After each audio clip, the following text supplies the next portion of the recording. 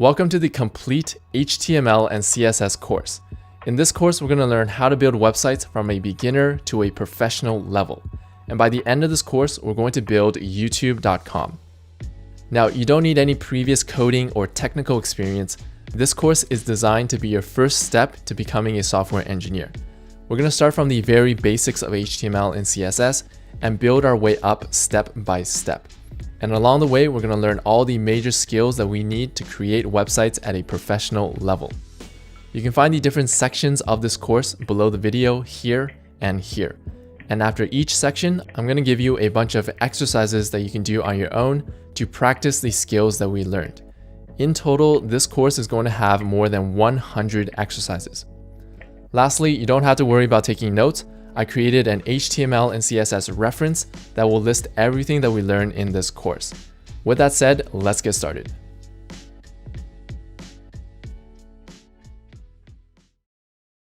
I'm going to be doing this course on a Mac, but everything is the same for a Windows computer. Before we begin, we're going to need two pieces of software, a web browser and a code editor. A web browser lets us view websites on the internet. It's also going to let us view the website that we create in this course. The most popular web browser for web development is Google Chrome. A code editor helps us write our HTML and CSS code. The most popular code editor for web development is called VS Code, or Visual Studio Code. To install both of these, we can go to google.com and then search for Google Chrome or for VS Code. And then open the first result and follow the instructions to download and install. Once we have those two installed, we can start the course. We'll begin by learning what is HTML. HTML stands for Hypertext Markup Language. You don't have to worry about what that means. Just know that it's a tool that we use to create websites. Every website from YouTube to Google to Amazon uses a combination of HTML and CSS to create everything that we see on the website. The easiest way to understand what HTML is that we're simply giving instructions to a computer. We're telling the computer what to do step by step. The computer will then follow our instructions to create our website. So I find the best way to learn HTML is to jump in and give it a try. So we're going to create our first HTML file and our first website. Let's go to our computer and we're going to create a new folder. So this folder is going to contain all the code for this course. I'm going to call this HTML-CSS-course. Next, we're going to open this folder in our code editor. So I'm going to open VS Code. And then I'm going to click File, Open. And I'm going to find the folder that we just created, which is this one. Now, once that's open, you should see the folder name at the top here and on the side here. Now let's create our first HTML file. We're going to click this icon to create a new file. And we're going to call this file website.html. So we have to make sure that this file ends with .html.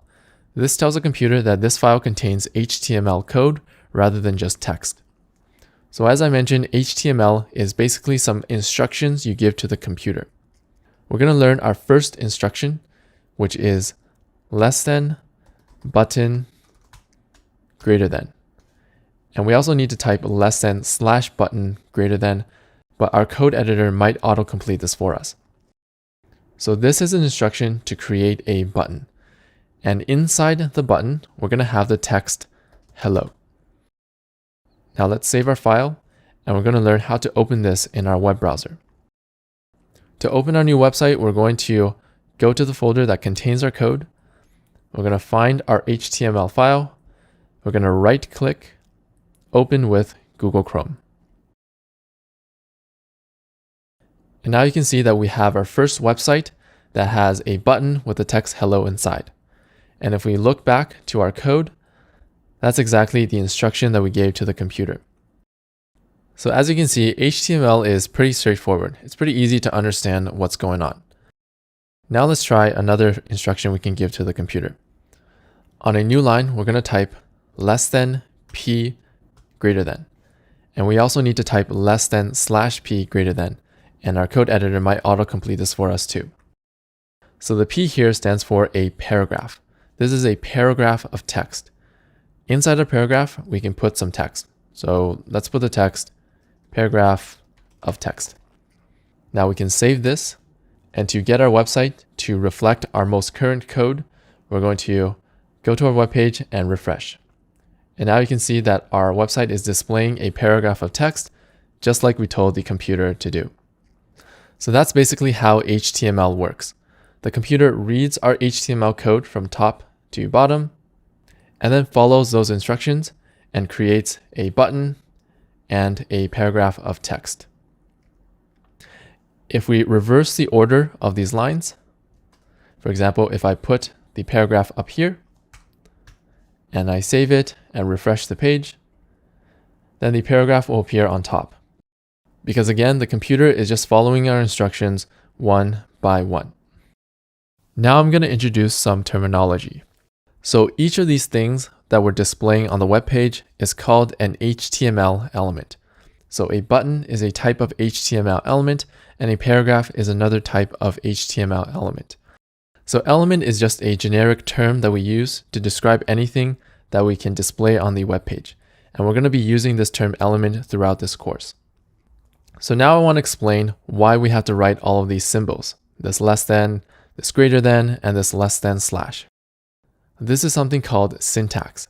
Syntax are the rules for how a coding language like HTML should be written. If you think of a language like English, we have something called grammar, which is the rules of the language. Syntax is basically the same thing except for coding languages. Now, the biggest difference between a language like English and a coding language is that in English, you don't have to follow the rules of grammar perfectly. People can still understand you. But in a coding language, if you don't follow the rules of syntax, the computer won't understand your code. For example, let's break the rules of syntax by deleting this greater than symbol. And now we're going to save our file, and we're going to go to our website and refresh. And now you notice that our button is gone. And that's because we're not following the proper syntax, so the computer doesn't understand our HTML code anymore. So let's put that greater sign back so that we're following the proper rules of syntax. And we don't need this. So let's save and refresh our page. And now our button is back because we're following the rules of syntax. So what exactly are the syntax rules for HTML? So this part of the code is called an HTML tag. It basically tells the computer what we're trying to create. We write a tag by writing the less than symbol. This is the tag name, which tells the computer what kind of element we're trying to create, and then the greater than symbol. So every element consists of two tags, an opening tag and a closing tag. The closing tag is the same as the opening tag, except it has a slash in front of the tag name. That's how you can tell it is a closing tag. You can think of the opening tag as the start of the button and the closing tag as the end of the button, and then in between is the content or the text inside the button. And the same thing for the paragraph. The paragraph has an opening tag, a closing tag, and some content inside the paragraph. So as long as we follow these syntax rules for HTML, we have an opening tag and a closing tag, and the closing tag starts with a slash in front of the tag name, then our computer will know what to do and display our elements on our web page. The next element that we're going to learn is a link to another website. For example, if we go to Google and we search for something on Google, it will give us a bunch of links. And when we click these links, it will take us to another website. So we're going to learn how to do that in our HTML code. So we'll go back to our website here, and in our code, we're going to type less than a greater than. So this a here represents an anchor element. An anchor is basically a link to another website. So inside this anchor, we're going to put the text of our link. So let's put the text as link to YouTube. We're going to save this and then refresh. And now we have a link. But if we click this, it doesn't actually take us to YouTube. And that's because we haven't told the computer where this link is supposed to take us. Right now we just have a link without a destination. So to set a website to link to, we have to learn a little bit more HTML syntax. So we're going to go into the opening tag and we're going to type space href equals double quotes, double quotes. So inside these quotes, we're going to copy and paste YouTube's website URL. So to get that, we can go to our webpage and then type in youtube.com. And at the top here, we have the URL. So we're going to copy this and paste this into our quotes. And now we're going to save our file. We're going to go back to our website and refresh. And now we have a link that we can click. So when we click this link, it's now going to take us to youtube.com. So that's how we create a link to another website with HTML. Now let's go back here and explain what this syntax means. So this is called an HTML attribute. An attribute basically modifies how an element behaves.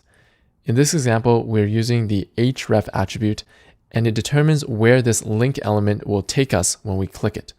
Right now it's going to youtube.com, but if we change this, it will take us to a different website. So this attribute is modifying how the link element behaves. So the syntax rules for an attribute are we have to have a space between the attribute and the tag name.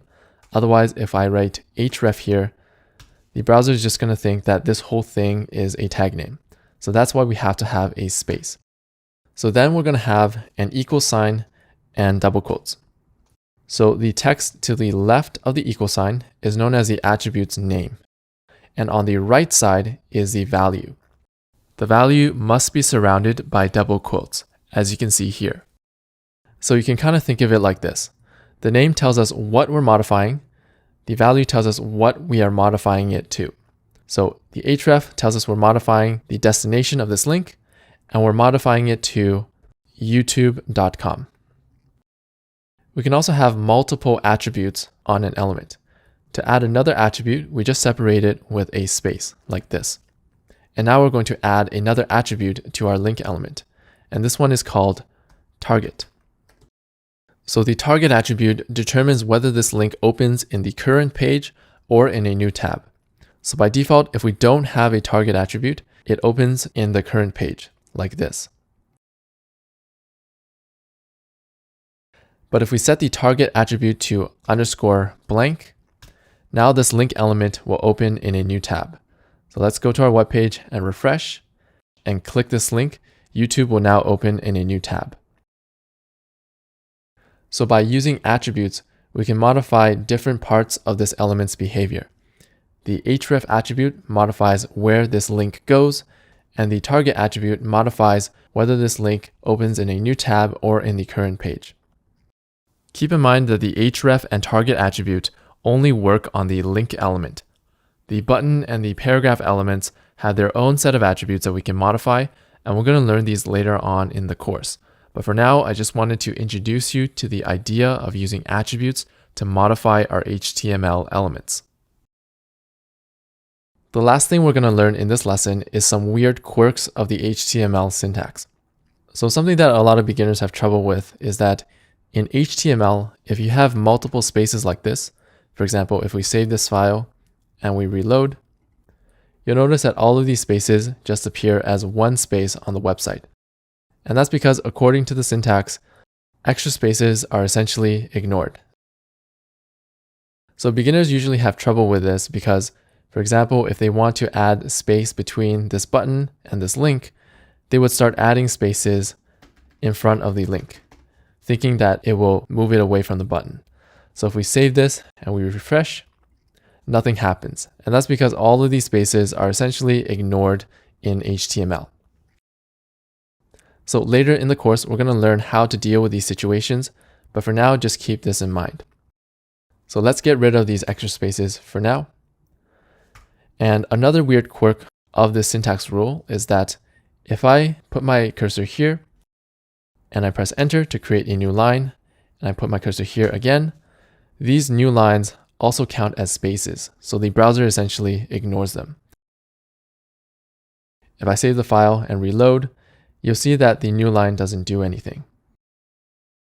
So this actually makes organizing our HTML code very flexible.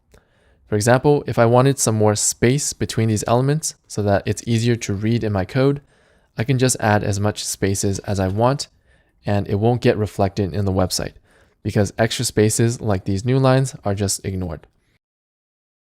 A lot of people like to put the content of the element on its own line like this so that the tags basically align with each other in the same column.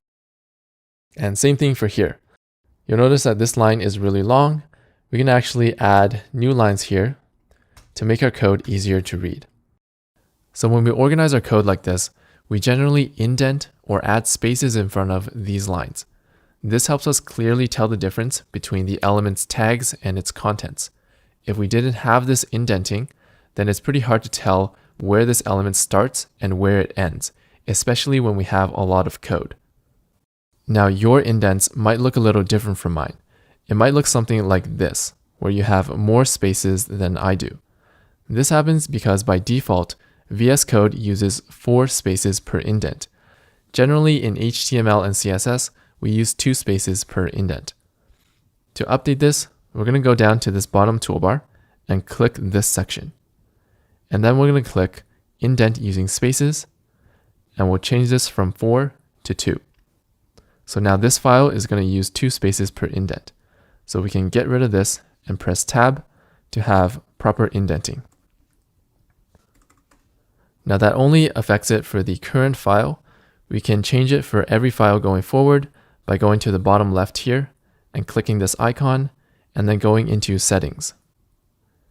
And in here, we're going to search for tab size. And we're going to scroll down and we'll change the tab size from 4 to 2. All right, so we just learned the basics of HTML, how to write HTML code and then turn that into a website. We also learned how to write HTML attributes, which modify the behavior of an element. And we learned about syntax, which are the rules that we have to follow when writing our code. Here are some exercises that you can try on your own to practice what we learned in this lesson.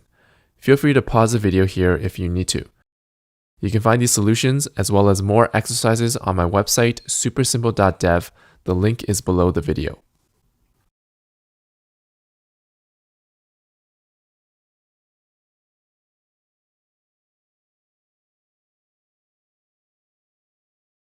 In this lesson, we're going to learn CSS, or Cascading Style Sheets. Based on the name, it's used to style our web page. So it's used to change the appearance of our HTML elements. So I've actually prepared a project that we can do in this lesson. So we're going to open this project by going to supersimple.dev/exercises/buttons. So on this web page, I have some really nice looking buttons from famous websites, namely YouTube and Twitter, that we can copy and practice our CSS with. So we're going to go into our code and we're actually going to create a new file for this exercise. So let's create a new file and let's call it buttons.html. And we're going to open our new HTML file in our browser. So let's open the folder that contains our code. We're going to right click, open with Google Chrome. And now I'm going to set this up by moving our reference design to the bottom like this, so that it's easier for us to copy it with CSS. I'm just going to move that to the corner, and then we can work here. So first, let's work on creating the subscribe button. So just like we learned before, we're going to create a button using HTML. So less than, button, greater than. And then inside our button, we're going to have the text subscribe. And now let's save and refresh our page. And now we have our button. Next, we're going to start changing the appearance of this button so that it looks like the subscribe button from YouTube. Let's go into our code and we're going to start writing some CSS to change the appearance of this HTML element. So to write CSS, we have to create a new element called a style element. So this style element is unique in that it doesn't appear visibly on the page. So for example, if we save our file and then we reload the page, the style element doesn't actually create anything. So the purpose of this element is that inside this element we can write CSS code, which modifies the appearance of other elements. For example, let's write our first bit of CSS code. We're going to type button, open squiggly bracket, close squiggly bracket.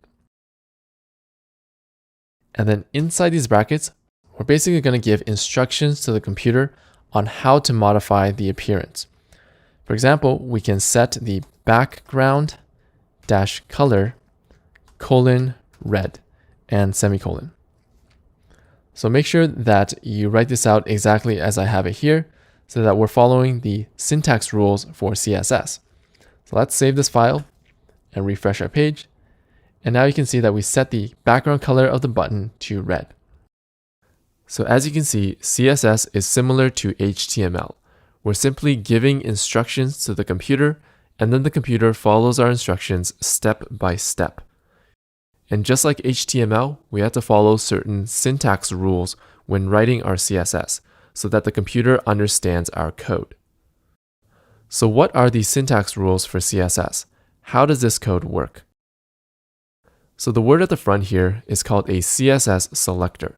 It tells the computer which elements on the page we are targeting with our CSS code. In this case, we are targeting all buttons on the page, and we're going to change the background color of all buttons on the page to red. Now inside these brackets, there are other rules that we have to follow. The text to the left of this colon is called the CSS property. It tells the computer what we are changing. To the right of the colon is the CSS value. It tells the computer what we're changing the property to. In this case, we're changing the property background color to red, and that's exactly what the computer did.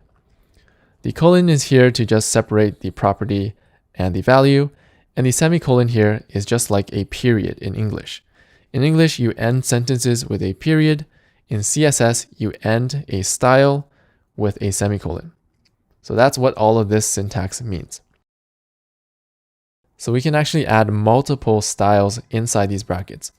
So let's go ahead and add another style. We're going to change the text color to white to match this design. So the property for changing the text color is called color. So notice that it's not called text color. It's just something that we have to remember. We're going to change it to white, and we'll end it with a semicolon. Let's save and refresh. And now you can see that we changed the text color of this button to white. And that's basically how CSS works. We tell the computer what we're targeting, and then we give some styles. And the computer is going to apply these styles one by one. So let's do another example. This time we'll set the border property. So notice that our button has a border while the subscribe button here doesn't have a border. So we're going to set the border property colon to none. And we're going to save this file and refresh. And now we just remove the border. So if you look at our styles here, it's actually pretty straightforward. They're pretty easy to read. We set the background color to red, text color to white, and border to none. So just like HTML, CSS is pretty straightforward. We're essentially just giving the computer instructions. So the general technique for going from something that looks like this to something that looks like this is to just change these styles one by one. So we're going to continue changing styles one by one until we get our design here.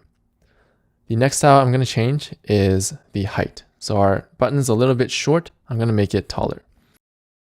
So I'm going to set the height to something like 50 px. The px here represents pixels. Pixels are a very common unit of measurement in the digital world. Image sizes are measured in pixels, video sizes are measured in pixels, and your screen size is also measured in pixels. In this case, we're going to set the button height to 50 pixels.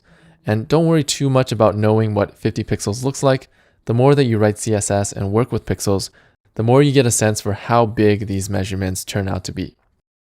So for now, let's save this file and refresh the page. And now we have a button that is 50 pixels tall, but it actually looks like it's a little too tall. So I'm going to change the height to something like 30 pixels. And we're going to refresh the page again.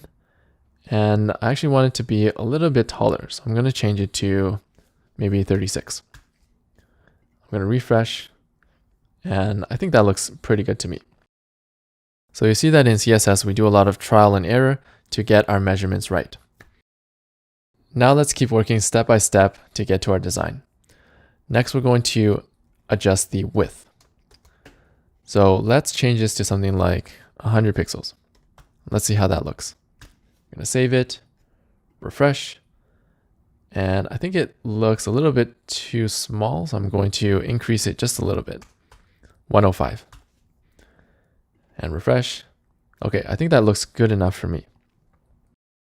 Next, we're going to change the background color because currently our red is not the same as our design. So VS Code has a really nice feature, which is a color picker. So if we hover over this color box here, it gives us access to a color picker that we can pick another color with. So I'm going to pick something that's a little closer to what I see at the bottom. And don't worry, it doesn't have to be perfect. I'm going to pick something like 200, 0, 0. I'm going to save this and refresh. Okay, so I think that looks close enough. So you might be wondering what this value means. We went from a color of red to RGB 200, 0, 0. So this RGB value is another way of measuring color. It's a more precise way of measuring color than just using a word like red or white. So the way that RGB works is that pretty much every color can be created using a combination of red, green, and blue. So that's what this syntax represents. The R represents how much red we have in this color, G represents how much green, and B represents how much blue. And these three numbers represent how much red we have, how much green, and how much blue. The minimum value is 0 and the maximum value is 255. So if we removed all the red and green and we just have maximum blue and we save, that's going to get us a blue color. On the other hand, if we have all green color and we get rid of the blue, we're going to have a green color. So this is basically how RGB works. It's a combination of red, green, and blue to create any color that we want. Now don't worry too much about knowing what an RGB value looks like. For example, if you have a random value like this, if you gave this to me, I wouldn't even know what this color was. Usually I just use the color picker to pick the color that I want, and then it will give me the RGB value that I need. The only RGB values I suggest you remember are if we set all the colors to the maximum value, so 255, 255, and 255, this creates white. So we save it and refresh, that creates white. If we set all of these three to 0, that creates black. And we refresh, that creates a black color. So now let's go back to what we had before, which I think was 200, 0, 0, and we'll save and refresh. And the next thing we're going to change is, you might not be able to see it, but if we zoom in here, this button has rounded corners, while our button has pointy corners. So to make rounded corners, the CSS property for doing that is border-radius, and the border radius takes a pixel measurement. The higher the pixels, the more round the corners will be. So for now, let's try 2 pixels and save. Now if we refresh the page, our button now has rounded corners just like our design. So I'm going to zoom back out and zoom back out. So the last thing I'm going to change is if we hover over this button, you'll notice that our mouse turns into this sort of hand. This hand is called a pointer. So we're going to change the cursor. The mouse, this thing that you point around, is usually called the cursor. And we're going to change the cursor to a pointer. Let's save and refresh. And that's how you get this hand whenever your mouse is over this button. So that's basically how we go from a basic HTML button to something that looks more professional. we create the button with HTML, and then we set the styles one by one. Now you might be wondering, how do I know all of these CSS properties? How are you supposed to memorize all of these? So usually when I don't know the CSS property for something, for example, if I want to create rounded corners, I would go to Google and search something like CSS and what I want to do. So let's say I want round corners. And usually the first few links give some really good suggestions on what the property is. So here right away, we have the border radius property in the first link, and it gives us some sample code that we can use. So that's how I discover all of these CSS properties. I look at a design and I ask myself, okay, what do I need to achieve this design? And then I search for it in Google. So don't worry, as you use CSS more and more, you're going to have to Google things that you don't know, and you'll just get used to the process of finding answers by searching for them. But for the purposes of this course, I'm going to give you a lot of these CSS properties so that you can get some good practice with them. The next step we're going to do is to copy this join button. So let's create a new button on our page with HTML. And this is going to be the join button. So we're going to put the text join inside this button. Let's save it and refresh. And unfortunately, it looks like our join button looks like the subscribe button. And that's because in our CSS, this word button means that all of these styles are targeted to all buttons on the page. So how do we get these styles to only target the subscribe button? So we're going to learn a new HTML attribute that we can use for this. So remember in the previous lesson, we learned that attributes modify the behavior of elements. In this lesson, we're going to learn a very useful attribute that is used a lot in CSS. We're going to go to the opening tag again, and we're going to add a new attribute called the class attribute. So we're going to type class equals quotes quotes. So the class attribute basically lets us label HTML elements. For example, let's label this button the subscribe button. And also my code is getting a little long for this line, so I'm going to put the text on a new line to make it easier to read. So remember, according to HTML syntax, these extra spaces don't matter. They're ignored. So now that we set the class attribute, we've essentially set a label to this button, and we can target this label in our CSS. So to target a class in CSS, we can start with a dot, and then we're going to type out the class name. So we're going to type out subscribe-button. So according to CSS syntax, if we start this code with a dot, that means we're going to target a class name instead of an element name like button. So here, we're going to start targeting just any element that has the class subscribe button. So if we save and refresh, now you'll see that all of these styles only apply to elements that have the class subscribe. And our join button does not have any of these styles. Now, multiple elements can have the same class. So for example, if I set the class of the join button to subscribe-button, all of these styles will be applied to any element with the subscribe button class. That's what this dot means. And that means these are going to be applied to this and this. So if we save and refresh, now the join button has these styles again because it has a class of subscribe button. But for our purposes, we actually want this to have a different set of styles. So let's give a different class to the join button. We're going to give the class join. And I'm also going to reformat my code a little to make it easier to read. So let's save and refresh. And now we're back to where we can start modifying our join button. Now let's start styling our join button to match our design. So remember, the general strategy is to create the element with HTML like this, and then style it one by one until you match your design. So first we're going to target the class. That's what this dot means. We're going to target the class join-button. Okay, so let's set the background-color to white. Let's save it and refresh. And next, let's deal with the border. So our border is a little bit gray. We can set it to maybe border dash color to blue. And let's see how that looks. Let's save it and refresh. Okay, so it looks a little darker than what we have in our design. So let's go into our color picker and pick a more accurate color. So I'm just going to do this by eye. Don't worry if it's not totally accurate. We're just trying to get something that's close enough.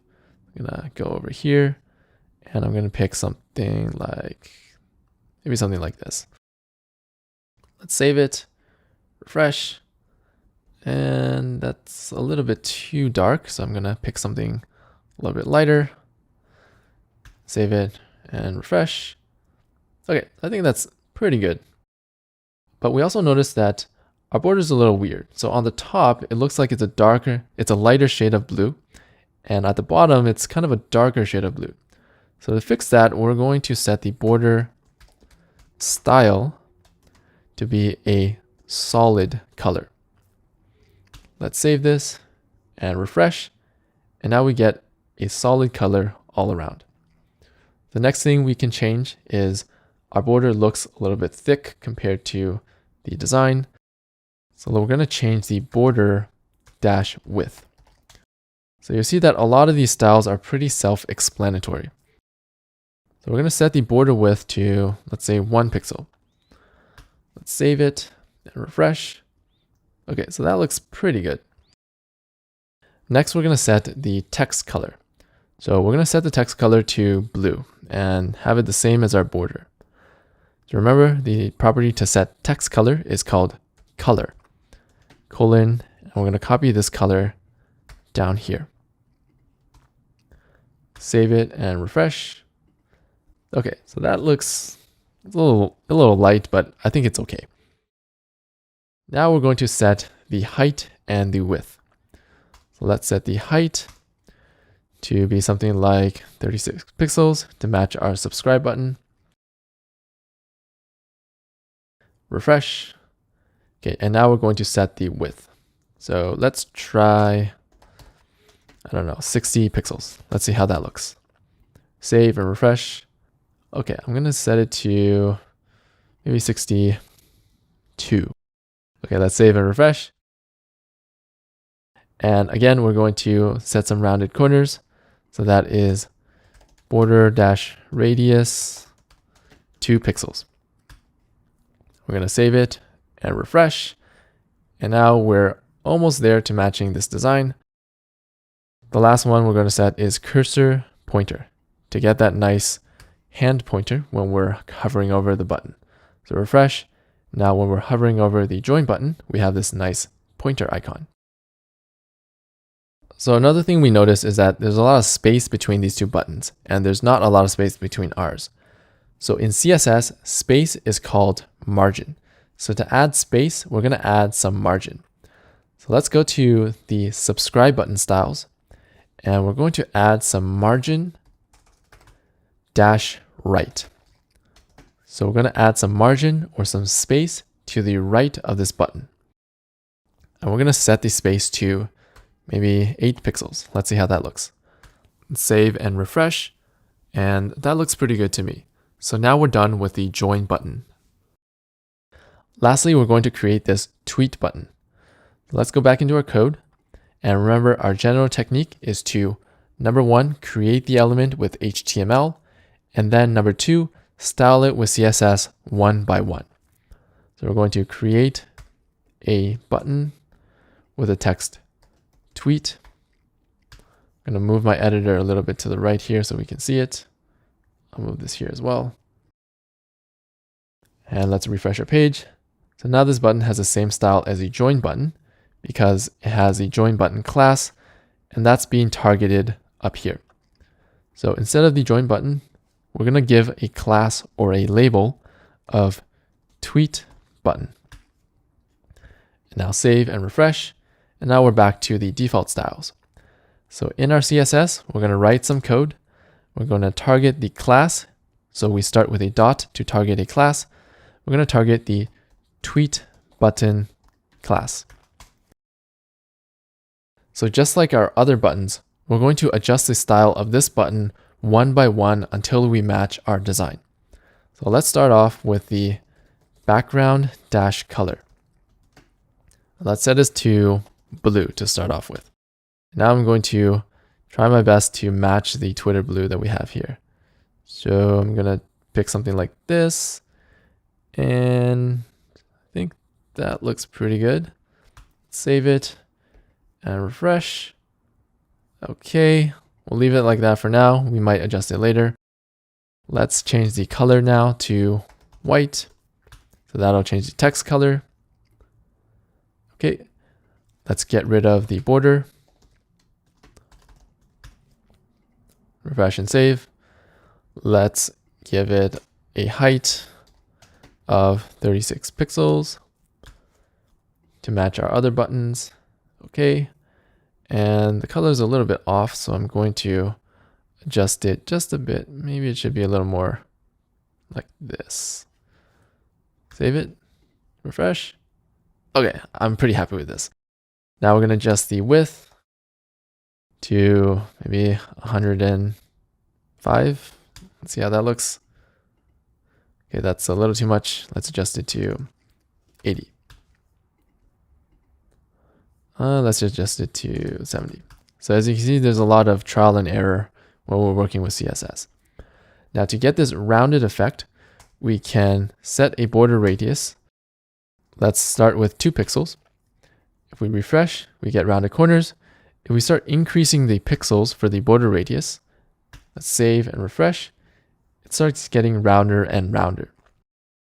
So the trick to getting these round buttons is we have to set the border radius to half the height or the width, whichever is lower.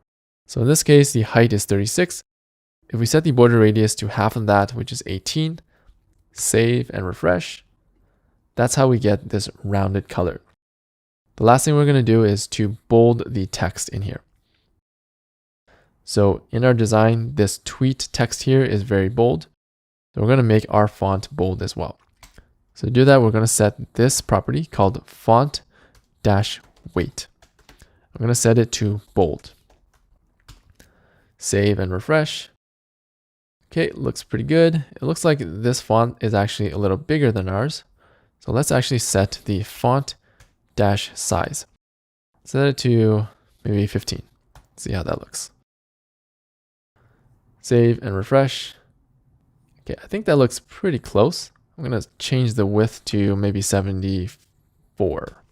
See how that looks. Okay, so I think this is good enough. Currently, we're just trying to copy things by eye. Later, I'll show you a technique of how to copy these colors and measurements exactly. But for now, it's good enough to be able to achieve these designs just by looking at them. So the last thing for this button is to add the cursor pointer. Let's save it and refresh. So if we hover over this button, we now get a nice pointer for our cursor. So the last thing I'm going to adjust here is the spacing between these two buttons. Remember, spacing in CSS is called margin. So we're going to add to the join button. Actually, let's add it to the tweet button just for practice. We're going to add spacing. So we're going to add margin to the left, colon, and let's make it 8 pixels like we had it for the subscribe button. Let's save it and refresh. And there we go. So we took our basic buttons and we were able to copy these really nice looking designs just by looking at them. And the technique that we use for doing this is first we create the element with HTML and then we style it with CSS one by one until it looks close enough to our design. So here are a bunch of exercises from other popular websites that you can try out for yourself. This is a good challenge for you to be able to look at a website by eye and use CSS to copy the styles that you see.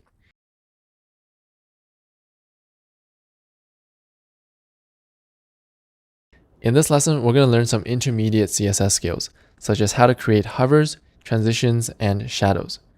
For most buttons you see on the internet, if we hover over them with our mouse, they change their style slightly. Some of them get darker, some of them get lighter. We're going to learn how to do that in our code. So we're going to use the same exercise as before. As a reminder, you can find it at supersimple.dev/exercises/buttons. These buttons, when we hover over them, they actually change their style. So this is going to help us practice learning about hovers. In addition, you'll notice that if we hover in and out, they change their style smoothly. So we can also learn about transitions. And lastly, this tweet button, if we hover over it, it casts a little bit of a shadow. So that'll help us practice shadows. But first, let's work on the hover styles for the subscribe button. Let's go into our code and find the styles for the subscribe button, which is everything here. And now to create a hover effect, we're going to create a new block of CSS. We're going to use a dot to target a class. So this time we're still targeting the subscribe-button. But this time we're going to add :hover, open bracket, close bracket. So inside these are styles that will apply only when we hover over the button. That's what this :hover means. For example, we can set the background-color to green.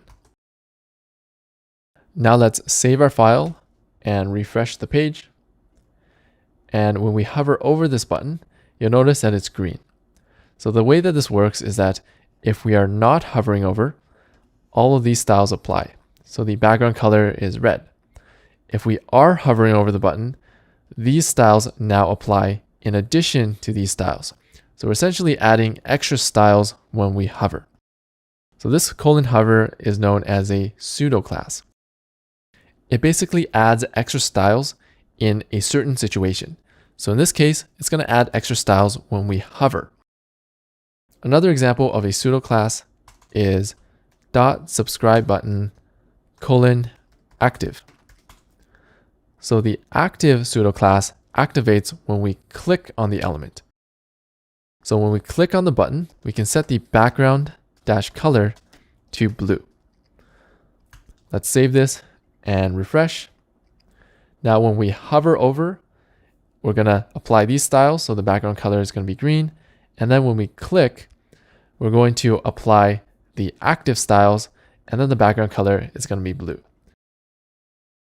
So let's look at our design and see what kind of hover styles we have. Let's refresh.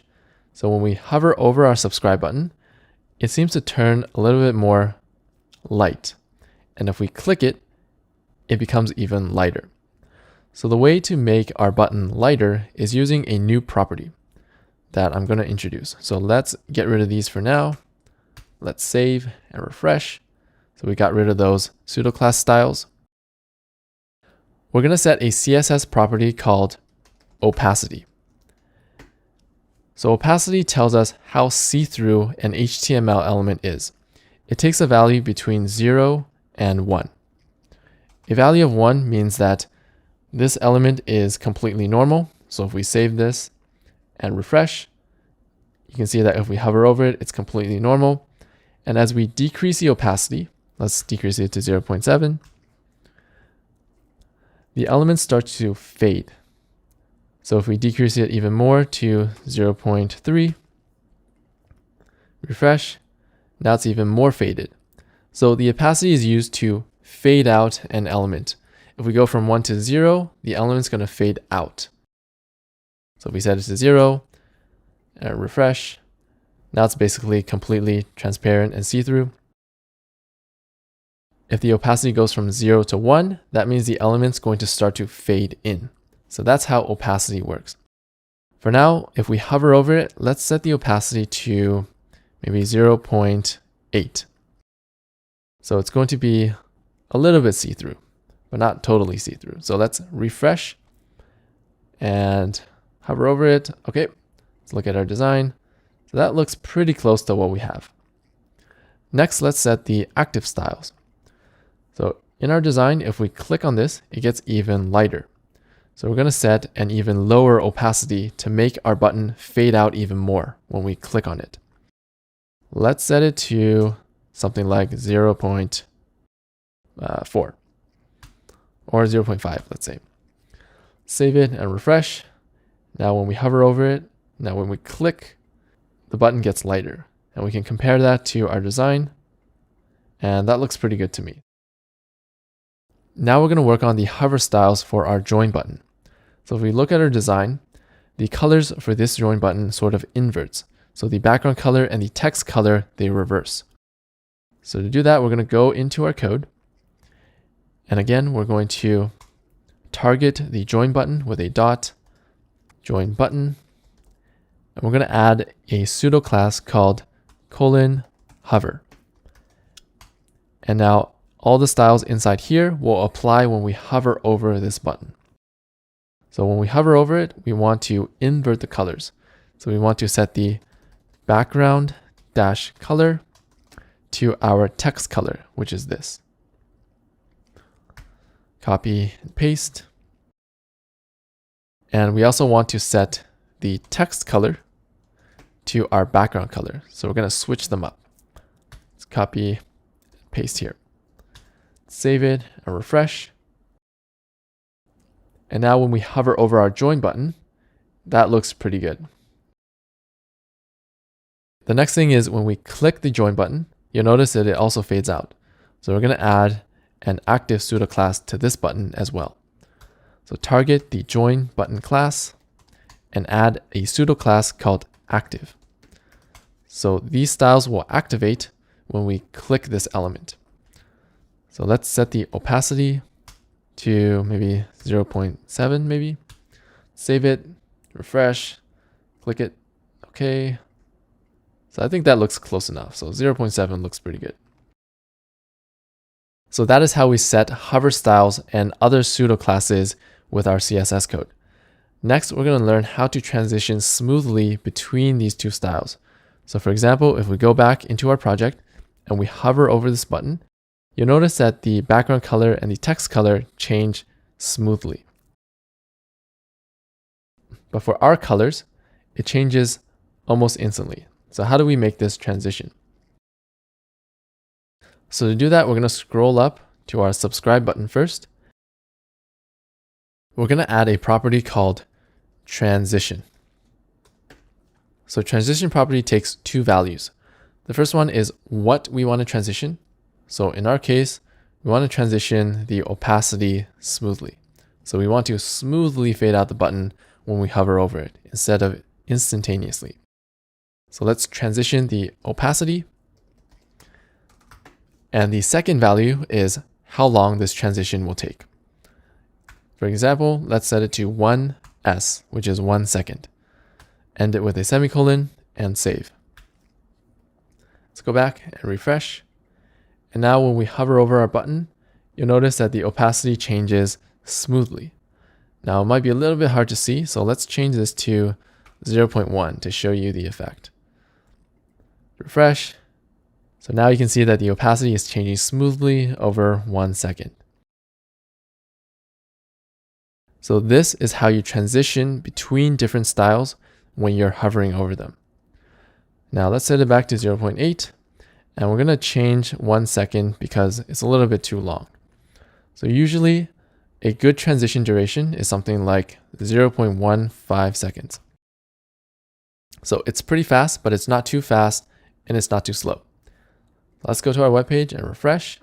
Now when we hover over it, we get a nice smooth transition. It might be a little bit hard to tell, but we do get a nice smooth transition instead of what we had before, which transitioned immediately. Let's work on the join button now. So this one is a lot easier to see the difference. Let's scroll down to the join button. And again, we're going to add a transition. So we're going to add transition. And we're going to give it two values, what we want to transition and how long. First, let's transition the background dash color and how long we're going to transition for 1 second as an example. Let's save our file and refresh. Now when we hover over the join button, the background color changes smoothly over 1 second.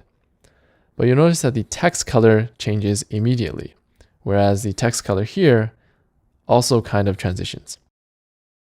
So to make the text color transition as well, we need to add another property to transition. So we can actually transition multiple properties.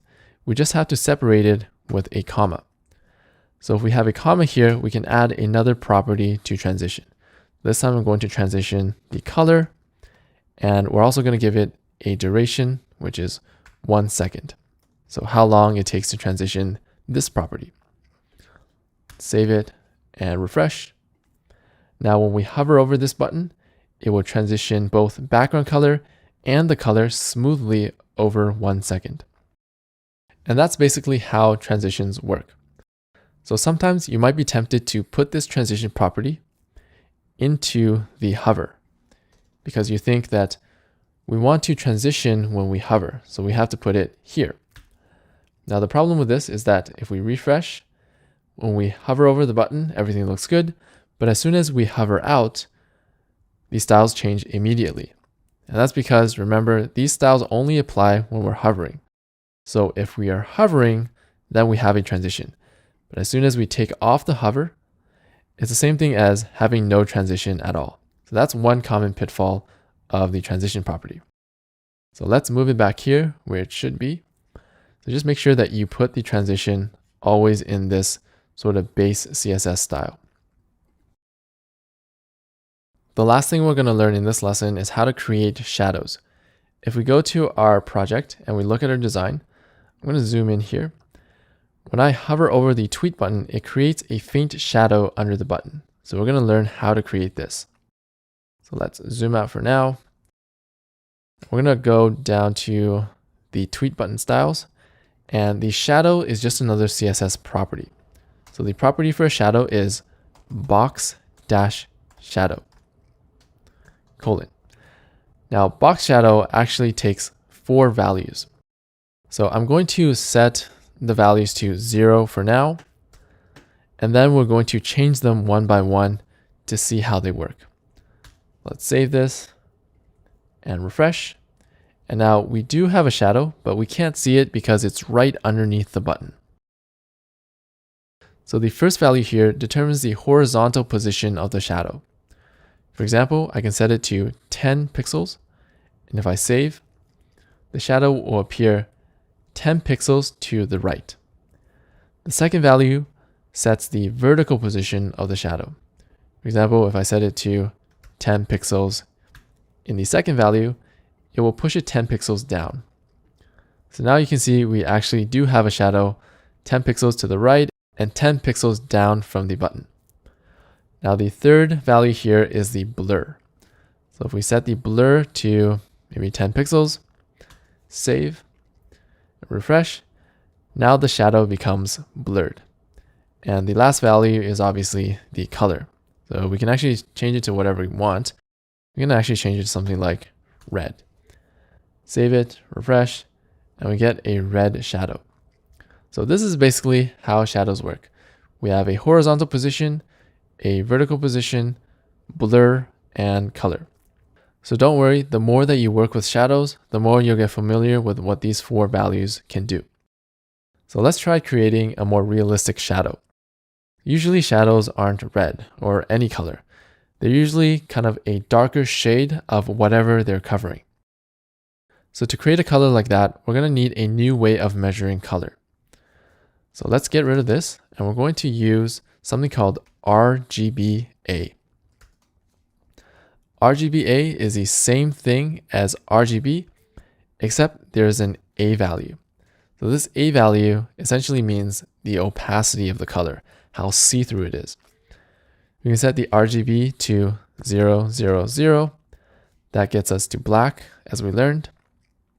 And then the fourth value is our A value. If we set it to 1 and save, this is going to be pure black. But as we decrease the A value, the color is going to get more and more faded out and more transparent. So if we decrease it to 0.6, save and refresh, now this color is getting more transparent and faded out. So a pretty natural color for a shadow is something pretty faint, like 0.15. So for shadows, we usually don't want it to be too noticeable. Shadows are best when they're very subtle. And now we kind of want to move the shadow a little bit closer to the button so it looks a little more natural. So let's actually move it maybe 5 pixels and 5 pixels. Let's see how that looks. Save it and refresh. Okay, I think that looks pretty good. So that's how we create a natural looking shadow with the box shadow property. We have 4 values: the horizontal position, vertical position, the blur, and the color measured with RGBA. The A value means opacity, or how see-through this color is. The final step of this lesson is to only make this shadow appear when we hover over the button. So for example, for here, if we hover over, we can see the shadow. If we're not, the shadow's gone. So this is another style of button that we can create. So let's use what we learned so far. Remember, we first use a dot to target the class. So we're going to target the tweet-button class. We're going to add a pseudo class here called hover. And then we're going to move our shadow into the hover pseudo class. Let's cut and paste in here. So remember, the way this works is that, let's refresh first. If we are not hovering over the button, we get all of these styles. If we are hovering over the button, we're going to get these styles, these hover styles, as well as all of these. So these styles get added on when we hover. So now when we refresh and we hover over this button, we're going to get a pretty subtle shadow. It's not perfect, but I think it's close enough to what we want. Now the last thing we're going to do is to transition the shadow. So we can actually transition the shadow pretty easily by just adding the transition property. And we're going to tell it what we want to transition and how long. So we want to transition the box-shadow. And let's transition it to something natural, like 0.15 seconds. Now save and refresh. Now when we hover over this button, we get a nice transition on the shadow like this. All right, so the last thing we're going to do is, I realized I forgot to change the durations here. So let's change it to 0.15 and 0.15. Let's save it and refresh. So now this looks something like what we have in our designs. So we just learned some intermediate HTML skills, such as creating hover effects, other pseudo classes, transitions, and shadows. Here are some more exercises from famous websites that you can try to copy. This time we're also going to copy the hover styles. As always, you can find these solutions and more exercises below the video.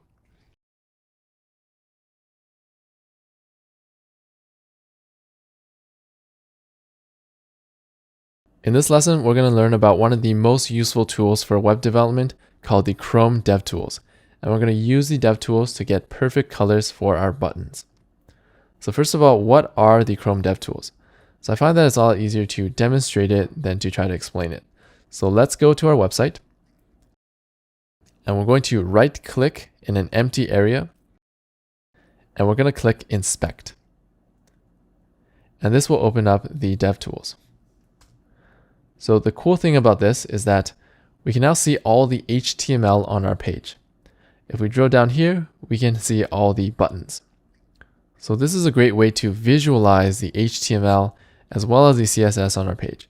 If I click into one of these buttons, I can see all the CSS that is applied to this button. So what's even better is that we can open the DevTools in any website that we want. So we can actually open it in supersimple.dev. And you can see all the HTML that is on this website, as well as all the CSS. So this is a really great tool where you can open it in any website that you want and see the exact styles that they're using on that website. The next feature I want to show you is this pointer icon in the top left. So instead of trying to find these buttons in all of this HTML, we can actually click this pointer icon and it will let us hover over any element on the web page and show it down here. So if we hover over this tweet button and click it, it will find the element for us in the HTML.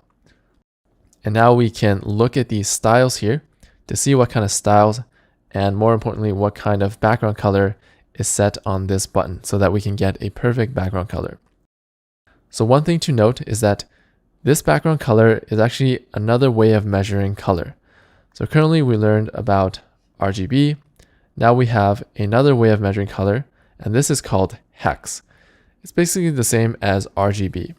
The first two characters here, 1 and D, represent how much red, the second two represent how much green, and the third two represent how much blue. So with a little bit of math, we can convert from hex to RGB. So I just Google a hex to RGB calculator, and I find any calculator, and then I use it to convert the hex value. So I'm going to copy this into the calculator and then convert it, and it will give me the RGB value. So it'll do that math for me. So that's just another way of measuring color called hex. The next feature I want to show you in the DevTools is this Computed tab.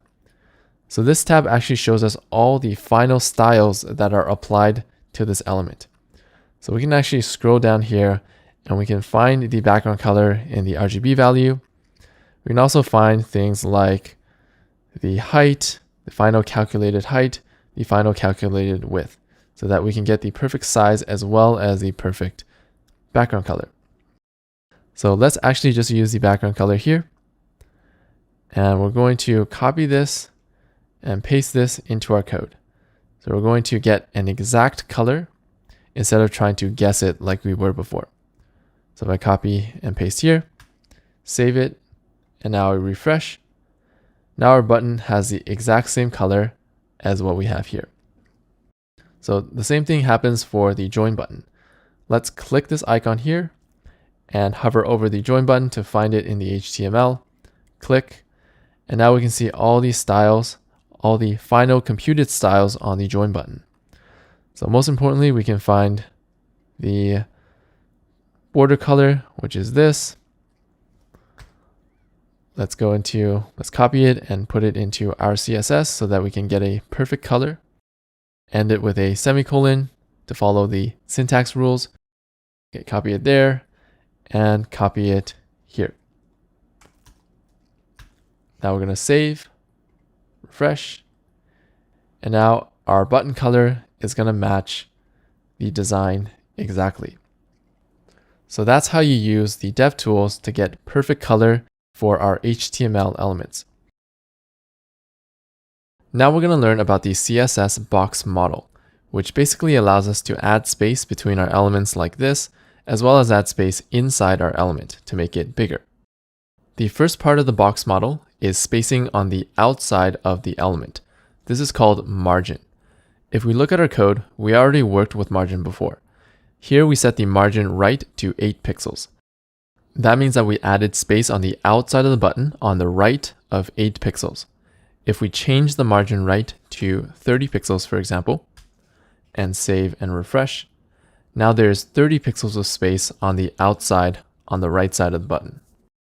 So we can add margin to all 4 directions: top, right, bottom, and left. Let's try adding margin to the left side of the button this time. We're going to add margin left of 20 pixels. Save it and refresh.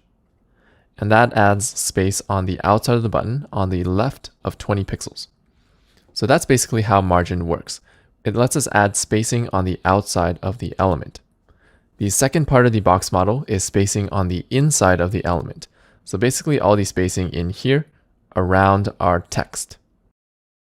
So currently, if we look at our code, we're setting the height and width of our buttons. And this is not actually a good idea. I'll show you why. I'm going to scroll down to the join button because it's a little easier to see. And I'm going to change the text to join my channel. Save it and refresh. And you'll notice that the text is actually overflowing the button like this. And that's because if we scroll up, we're setting the height and the width. That means that we're forcing the button to have a height of 36 pixels and a width of 62 pixels. But here, notice that our content is too big. So what we want to do is to remove these lines and save it and refresh the page. And by default, our button actually adjusts the size automatically based on the content. So now instead of setting the height and the width, we're going to achieve the same thing by adding spacing on the inside of the button. So the spacing on the inside of the button is called padding. Let's go into our code and give it a try. So we're going to add padding -left of 30 pixels. Save it and refresh. And you can see that padding adds spacing on the inside of the button. And just like margin, we can set padding in all 4 directions. So let's try adding padding -top to 20 pixels. Save that and refresh. And now you can see that we added padding on the top by 20 pixels. So we can actually use the Chrome Dev tools that we learned earlier to visualize the margin and padding of our elements. Let's go into a blank area of our web page, and we're going to right click and inspect, and then click this top left icon, and then click our subscribe button. So I'm going to drag this down, and then we're going to go into the computed tab. So this section is basically the box model. We have our margin, which is the space on the outside of the element. You can see that highlighted in orange. We have the border, which we learned earlier, and we have the padding, which is the space on the inside of the element, which you can see highlighted in green. Buttons by default have a padding of 6 pixels on the left and right, and 1 pixel on top and bottom. So let's click this top left again and go to our join button and click this button. In this example, we have padding on the top of 20 pixels, which is what we have in our code. We have padding on the left of 30 pixels, also what we have in our code. And then we have a default padding of 6 pixels on the right and 1 pixel at the bottom. And for this button, we have a border of 1 pixel wide, which you can see here in our code. So all of these combined make up the CSS box model. This basically determines how much space an element takes up on the page and how far it is away from other elements. So now that we learned the box model, we're going to use it to recreate our design here. So currently, if we look at our code, we're using height and width. Let's replace this with the box model. Let's get rid of this and save it and refresh. And now our button's back to what it was before. And now we're going to add padding to this button so that it matches the design at the bottom here. So let's add some padding -top of 10 pixels. So we'll add spacing on the inside of the button at the top here of 10 pixels. We're also going to add padding -bottom of 10 pixels. So let's save that and refresh. Okay, so now we have space at the top and bottom. So that looks pretty close. We're also going to add space on the inside on the left and right. So we're going to add padding -left of 16 pixels and padding on the right of 16 pixels. So let's save that and refresh. And I think this looks close enough. So using padding, we added spacing on the inside of our button. And the good thing about this is that if we change the text like this and save it and refresh, the button will resize with the text, but it will keep the spacing on the inside. So using padding is a better alternative to height and width. So let's save that and refresh the page.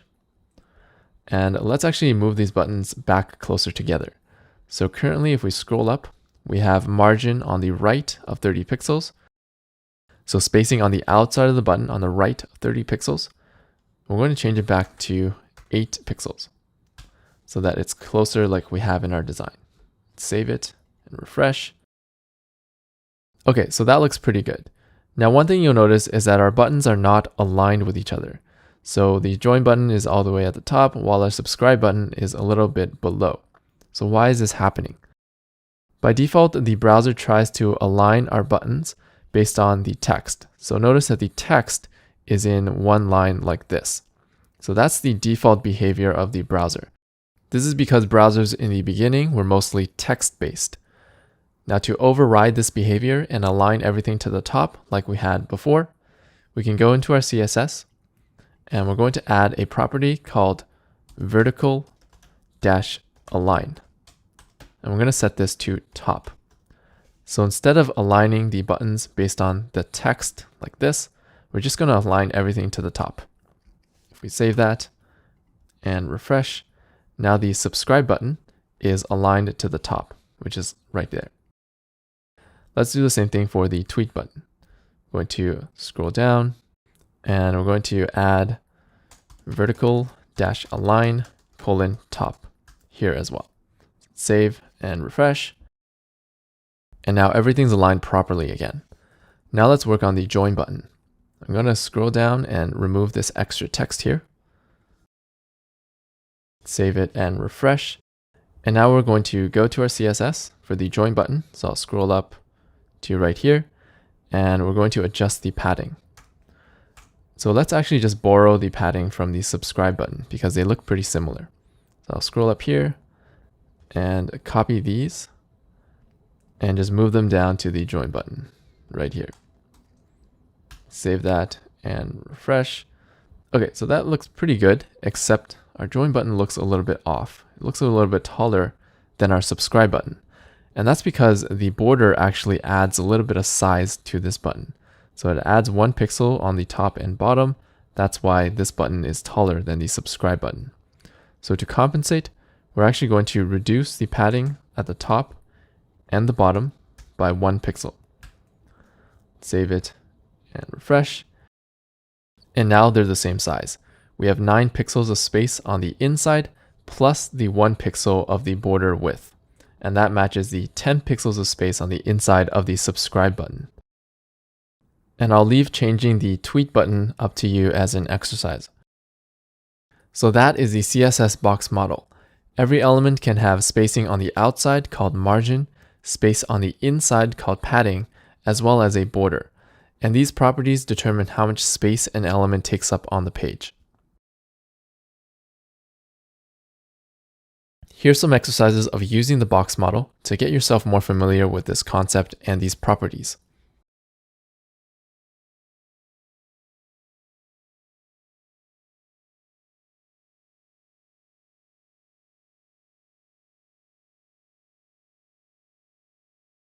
For most of the course, we've been working with buttons. In this lesson, we're going to work with text, and we're going to learn how to style text. So just like our button lesson, I've created an exercise that we can practice with text. So we're going to go to supersimple.dev/exercises/text. And now we have some text from YouTube and Apple that we're going to learn how to copy. So first of all, let's create a new HTML file where we can focus on practicing text styles. So I'm going to go here and create a new file. And let's just call this text.html. And now we're going to open this file in our browser. So open the folder that contains our code and right-click, open with Google Chrome. I'm actually going to put this up here. All right, so now we're ready to begin. If you've ever written a text document before using something like Google Docs or Microsoft Word, you've probably seen something like this. This is a toolbar that allows us to change the style of our text. We can change the font, the text size, we can make it bold, we can center it, etc. In CSS, we have a style for each of these things. Let's go to our code, and we're going to first start by creating some text on our page. So let's first create a paragraph. And then inside our paragraph, let's start with the text here. So I'm going to copy and paste this into our paragraph. And I'm just going to reorganize the code a little bit and save. Remember that in HTML, these extra spaces and new lines don't matter. Now refresh the page, and we have our first paragraph that we can practice with. Next, let's create a style element so we can write some CSS code. Now we'll set a class on this paragraph so that we can target it in CSS. Class equals video-title, because this is a video title that I copied from YouTube. So let's save it and refresh. And now we can start targeting this paragraph in our CSS. So remember, we're going to start with a dot to target a class, and we're going to target video-title. So the first thing we're going to change is the font. To change the font, the CSS property is font-family. So websites by default use the font called Times New Roman. We're going to change the font to a font called Arial. Save it and refresh. And now you can see we changed the font. Let's go to the next one. So this is the font size. And we can change the font size using the property font-size. And let's change it to something like 30 pixels. Save it and refresh. And now we have a bigger font. The next example is let's make it bold. We're going to go here and we're going to set the font-weight to be bold. Save it and refresh. And now we have bold font. So as you can see, CSS has properties for doing all of these things. And for most of these properties, it's pretty easy to Google them. For example, let's Google for how to make a font italic. So we'll go to Google and we just need to search something like CSS text italic. And now in the first result, we're going to go in here. And if you scroll down, you can see this CSS font style italic. So I'm going to copy this and paste it in my code. Save it and refresh. And now we have italic text. The last one I'm going to show you for now is how to center this text, because in our exercise, we have an exercise where the text is centered. To center text, we're going to go to our code and we're going to type text-align. So this is the property for centering text or putting it to the left or to the right. Now we're going to give a value of center. Save it and refresh. And that's how we center our text. So that was pretty easy, right? Now let's go ahead and try to copy this style in our exercise. So if you remember, the general strategy for creating anything that we see is first create the element with HTML and then style it with CSS one by one. Let's go ahead and do that for this exercise. So I'm just going to resize this back and we're going to start by resetting all of these styles. Save it and refresh. First, I'm going to start with the font family. So for this exercise, I actually use the font family Arial just to make it easier for us. So we're going to set the font-family to Arial.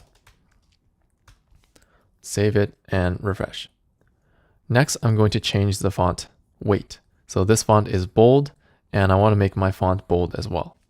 So we're going to add font-weight bold.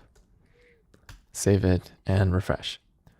Next, let's change the font size. So I'm going to change this font size to something bigger, like maybe 20 pixels. Save it and refresh.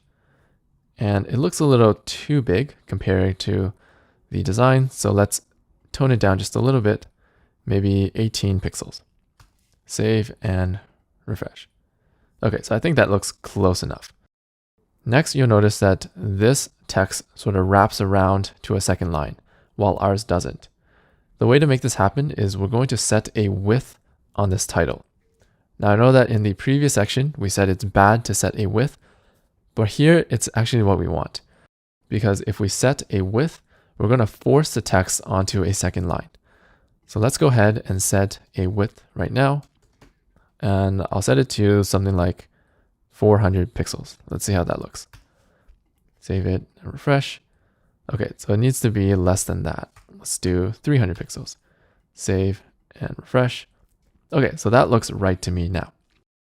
And the final thing with the title is I notice there's more spacing between the lines here than what we have. So to adjust the spacing between lines, the property is called line-height. So don't worry if it seems like we're learning a lot of new properties.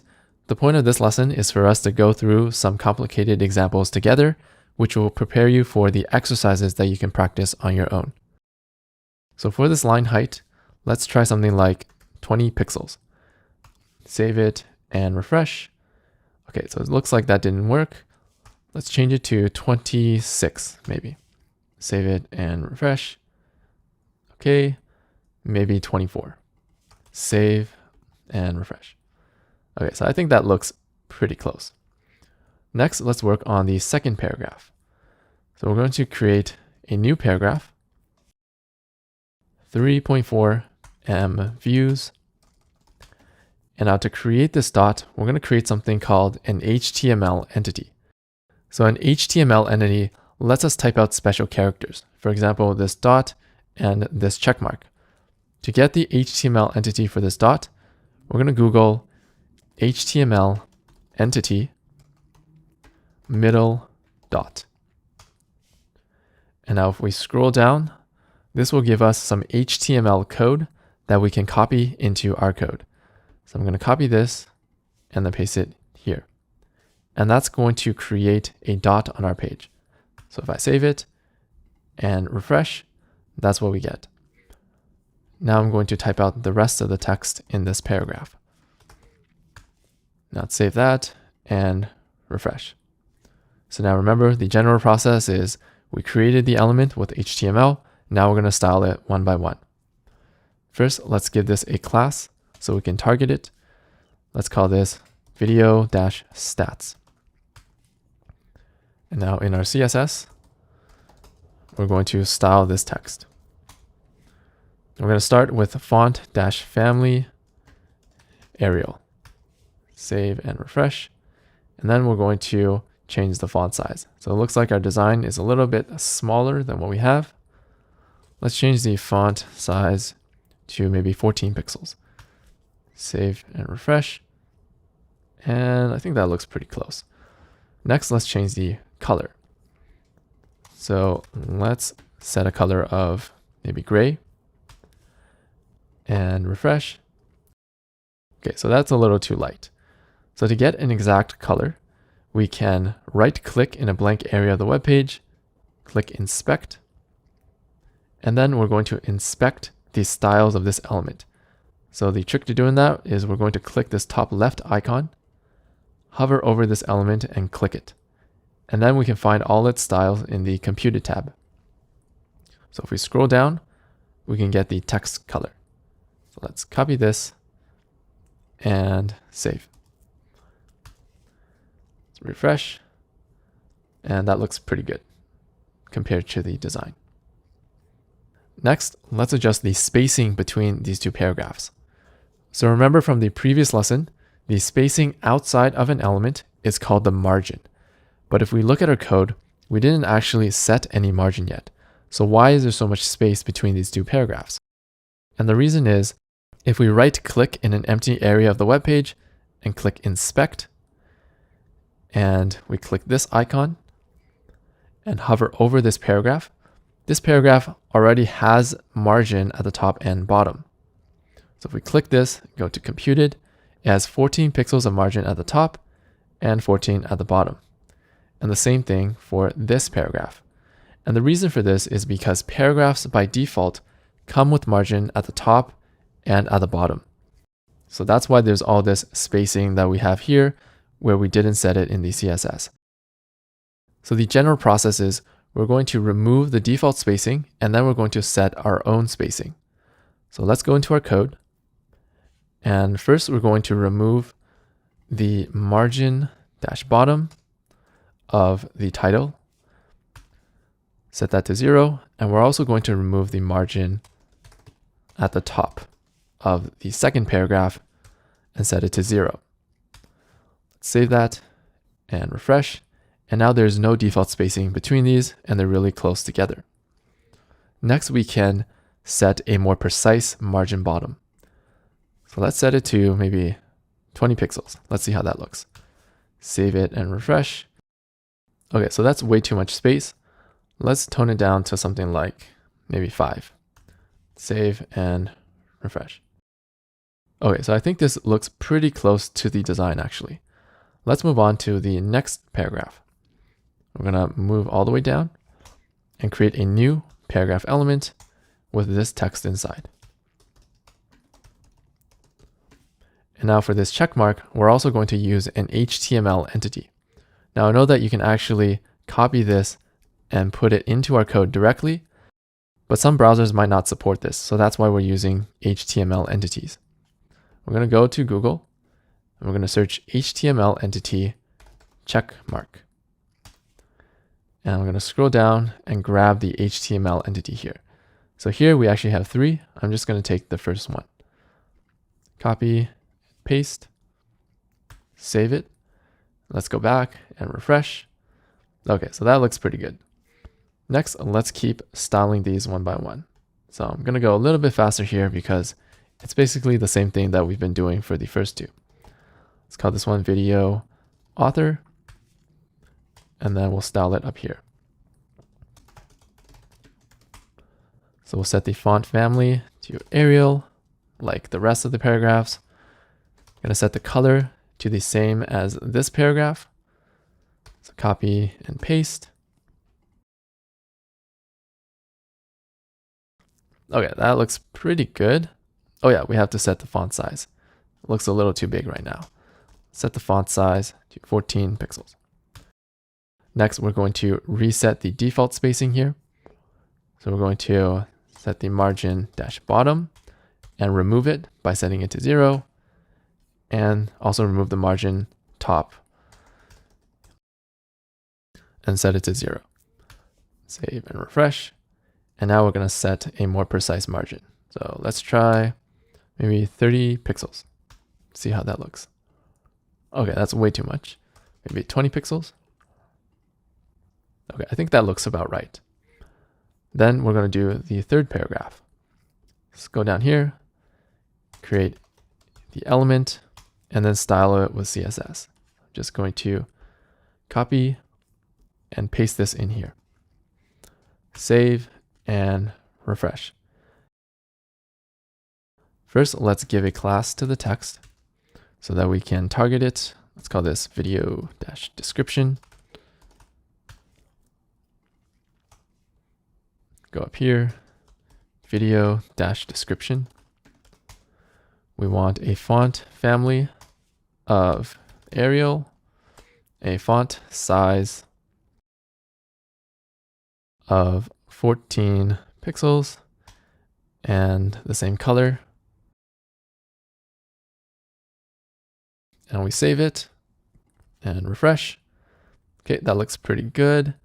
And now we want to give it a width to make it wrap around like this. So let's set the width to the same as the title, which is 300. Width 300 pixels. Save and refresh. Okay, so it looks like this IO is actually on a separate line. Let's make it 280. Save and refresh. All right, so that looks pretty good. And I'm also going to make it 280 up here just to make sure they're the same. So the last thing I'm going to change is the height or the space between these lines. To do that, we're going to use line height. Let's scroll down and then add another property called line-height. And let's set this to 20 pixels. Let's see how that looks. Save and refresh. And let's set it to maybe 22 pixels. Save and refresh. Okay, so I'm pretty happy with this. And lastly, we're going to modify the space between these 2 paragraphs. First, we're going to reset the default margin.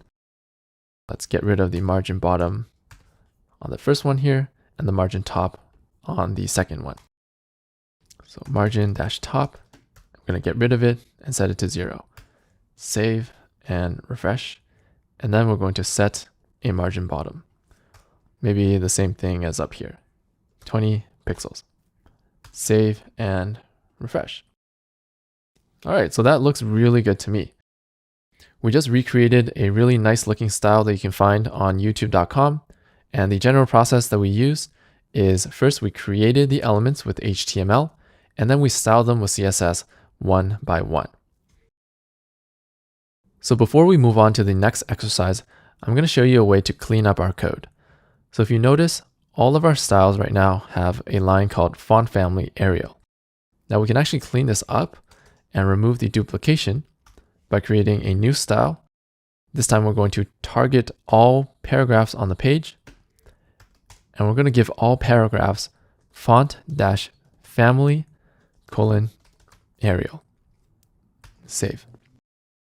So this style is going to apply to all paragraphs, which means all of these. That means that we actually don't need this line in any of these class styles anymore. So we can actually remove all of these. Now, if I save it and I refresh, you can see that nothing changes because this is doing the same thing as the code that we had before. So you can also see from this example that an element can be targeted by two sets of styles. For example, for this code here, we're targeting all P elements on the page and all elements with a class of video-title. If we scroll down here we have a P element that has a class of video-title, which means it's going to be targeted by both this set of styles and this set of styles. So it's being targeted by multiple sets of styles. Now, another thing that we can clean up is, remember how we reset the margins for all of our paragraphs? Instead of doing it for each one individually, we can actually put it all up here. So for example, we can set the margin -top to 0 and the margin -bottom to 0. We save it and we refresh. It looks pretty much the same, except we're now cleaning up all of the default styles up here so that we don't have to do it in our code at the bottom. So we don't need this anymore, or this, or this. If we save that and refresh, we still get the same thing because we've reset all of our styles in this set of styles. Now, the last concept I want to show you before we move on to the next exercise is the fact that in this set of styles, we're setting the margin bottom to 0. But here, we're also setting the margin bottom to 5 pixels and the margin bottom to 20 pixels. So how does that work? We're setting it to 0 here and to 5 and 20 here. Which style does the element actually get? And the answer is we're getting the style down here. So if we refresh, you'll notice that there's still 20 pixels of space between these two paragraphs. Now you might think that it's because this line is at the top, and then once we get to this line, it overrides anything that comes before it. But if we actually move this to the top, and we save and reload, you'll see that we still have 20 pixels of margin bottom. So why is this happening? This is something called CSS specificity. If we have multiple lines setting the same property, there's actually a priority that the browser follows. So in this situation, this style has more priority than this style. And to determine which one has more priority, we have to look at this word before the brackets. So this word tells us what these styles are targeting. This is known as a selector.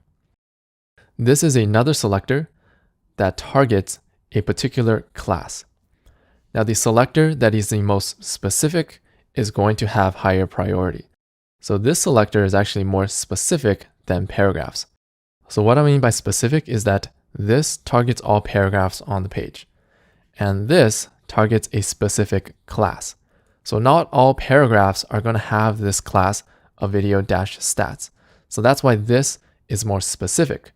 It targets a smaller group of elements than this. That's why this line has priority over this line. So that's just an introduction to CSS specificity. For now, just know that a class name like this has more priority than an element name like this. So I'm going to move this code back, and we'll continue with the rest of this exercise. Next, we're going to copy this text from Apple. So you can see that there is a background color and the text is centered. And also, if I hover over this part of the text, we get a pointer on our mouse. and we have an underlined text. So let's see how we can do this. First, we'll create the element and then we'll style it one by one. So we'll go down here and we're going to create a new paragraph. And let's copy this text into that paragraph. Let's copy and paste. Whoops. Okay, save it and refresh. Okay, so that looks good. So usually if you have a greater than or less than symbol, you want to create it with an HTML entity because the browser could confuse these symbols with an HTML tag. So I'm going to search for the HTML entity for greater than. So this is the symbol that we want. I'm just going to copy and paste this into our code.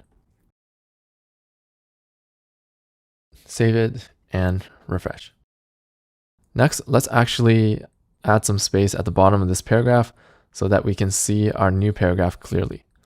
So we're going to go here and just add some margin to the bottom because it's a little bit too cluttered right now. All right, so that looks pretty good. We're going to start by adding a class to our paragraph so we can target it in our CSS. Class equals maybe apple-text. Save it and refresh. And apple text. Okay, and first I'm actually also going to give some spacing at the bottom, so it's easier for us to see our actual code. So 50 pixels at the bottom, save and refresh. And now it's a little easier to see what we're working with. So next, I'm going to change the font size. One thing you'll notice is that the font family is already Arial.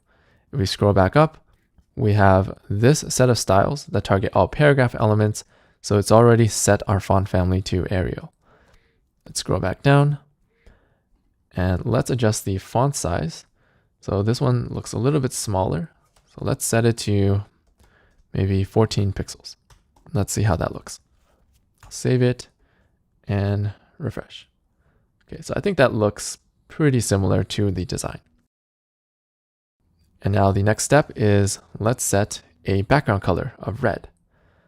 Now a trick for getting the background color is we're going to right click in an empty area, inspect, click this icon, and click the element we want to copy styles for, and then go to the Computer tab and scroll down.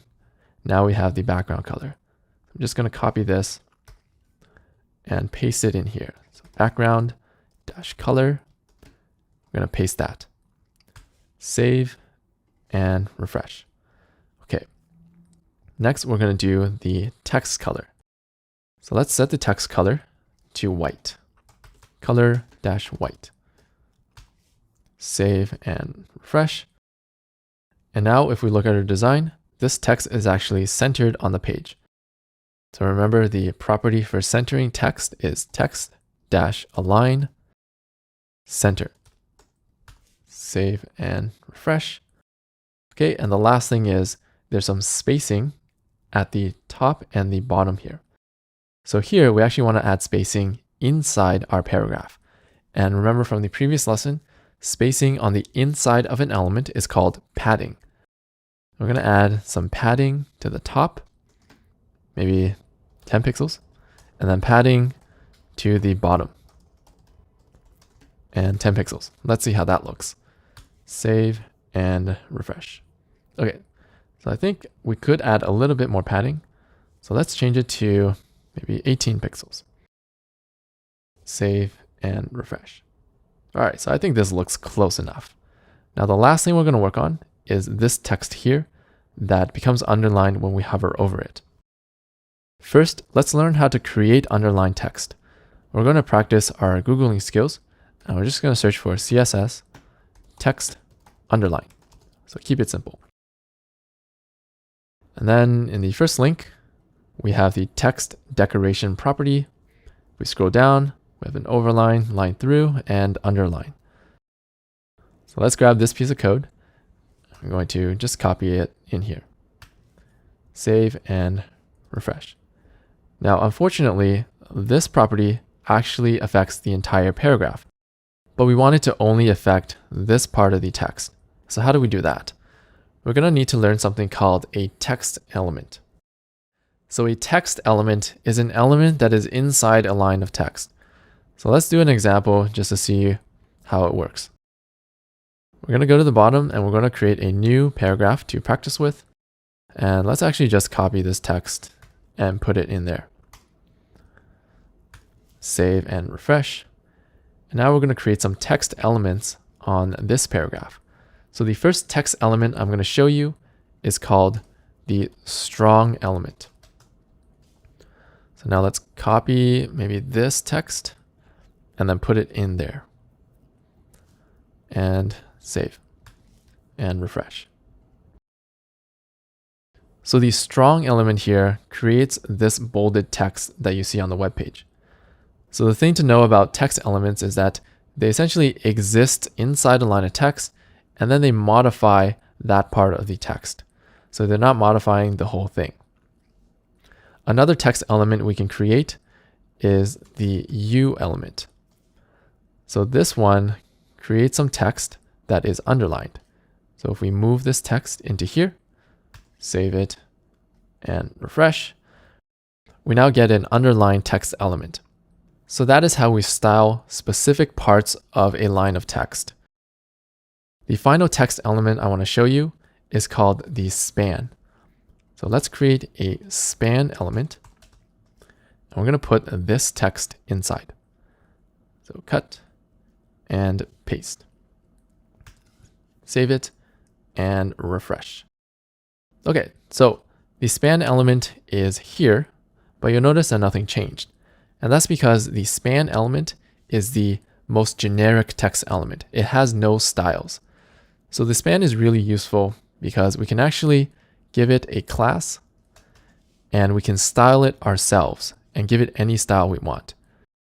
Now we could add the class attribute to these other text elements like the strong and the U element, but notice that these text elements come with a default style, and that may not be what we want, especially in this situation where we don't actually want a style until we hover over it. So that's why we use the span text element. It lets us modify a specific part of the text without affecting the whole thing, and it's the most flexible, and we can style it however we want. So if we give it a class of span example, and then go to our CSS, and then we target span example, we can give it any styles that we want. For example, we can set a color of red. Now if we save this and refresh, the span now turns this part of the text red. The other cool thing is that everything we know about CSS still applies.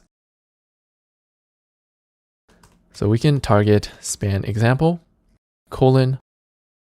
hover. And these styles will only apply when we hover over the span. So in this case, let's underline it because that's what we want. So if we do text-decoration and underline, just like up here, save it and refresh. Now this span has a color of red here, and when we hover over it, these style apply and it's going to get underlined. Let's use what we learned here to finish up our example. We're going to first remove this line because we don't want to underline the whole thing. Let's refresh. And we want to create a span so that we only target this part of the text. Let's go back down. I'm going to resize it a little bit just so that we can see. Okay, so we're going to scroll down to here. We're going to wrap this in a span. Just going to move this into here. Save. Refresh. And now we're going to style this span. So remember, we're going to give it a class so that we can target it in our CSS. Let's call this the shop link. Save it and let's go here. And we're going to style it now. So shop-link. So remember, the style for this is that the mouse turns into this pointer. So to do that, we're going to use the property cursor dash pointer, save and refresh. So now when we hover over it, our mouse is a pointer. And the last thing is that we want it to be underlined when we hover over it.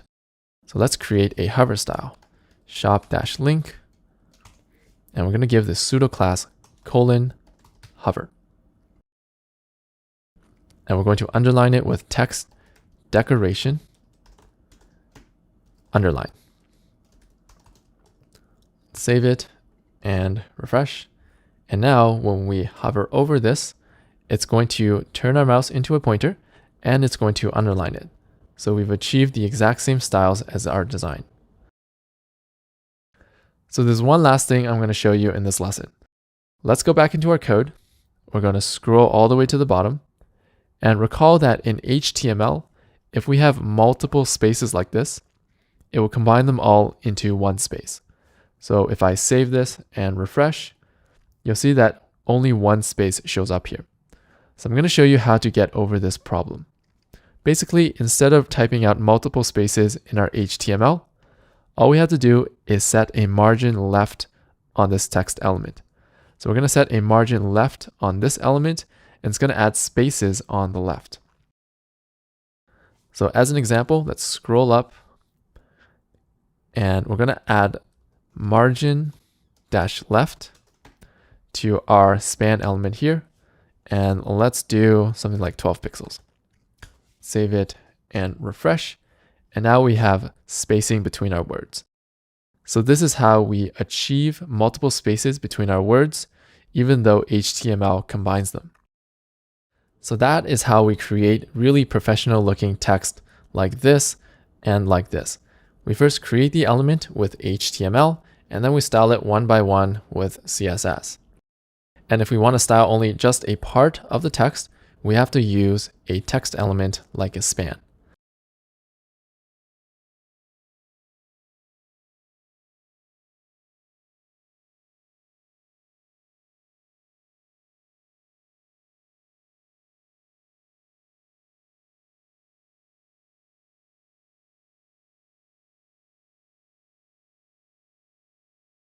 In this lesson, we're going to learn the proper structure of HTML, and that's going to give us access to all the features of HTML. So up until this point, we've actually haven't been following that structure. For example, if we look at our code, if we scroll down, we can see that we're creating elements directly like this. If we go to our website, however, and we right click and inspect, and we look at our HTML, we can see that we have some elements here called the HTML element, the head element, and the body element. So this is the structure that we're actually supposed to have in our HTML file. And because we don't have it, the browser is automatically creating this for us. So this was fine in the previous lessons because we're just learning, but it's actually best to have this structure in our code because we're actually missing some useful features. So let's go ahead and learn what this structure is and add it to our code. So we're going to go back to all of our code and add in this structure. Let's go back to our very first HTML file. And at the top, I'm going to add some spaces, and we're going to learn what the proper structure is. Every HTML file is going to start with less than, exclamation, doc type, space HTML, greater than. So you just have to type this line out exactly as I have it here. This is not really an element, it's just a special line that has a meaning to the browser. This tells the browser to use a modern version of HTML. If we don't have this, it sort of falls back to an older version that has less features. The next part of the structure is to create an HTML element. So this says there's a web page inside this element. There's not much meaning to it. We just have to have this at the top and the closing tag at the bottom of every HTML file. Next, we're going to create this head element. So head and closing tag, and we're going to create the body element. So body and closing tag. So this is the proper structure of all of our HTML files, and this is how we're supposed to start and end our files. So here you can see that we have an element inside another element. This is called nesting.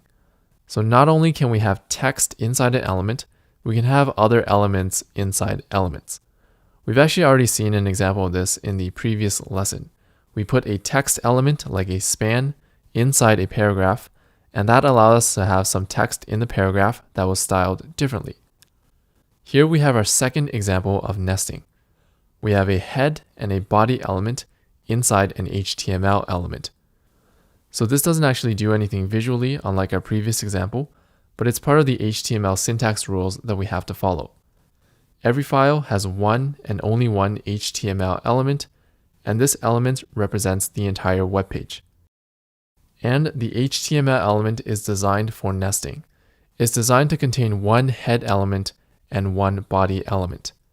And then everything on our web page is supposed to go either inside the head or inside the body. So both of these elements are also designed for nesting, or to have elements inside. The body element here is supposed to contain all the elements that are visible on the page. So let's actually open this website. I'm going to go into our folder that contains our code, and we're going to right-click Open with Chrome. So on this website, you can see that the paragraph is visible, the button, and the link is visible. So all of this is visible on the website, so it should go into this body section.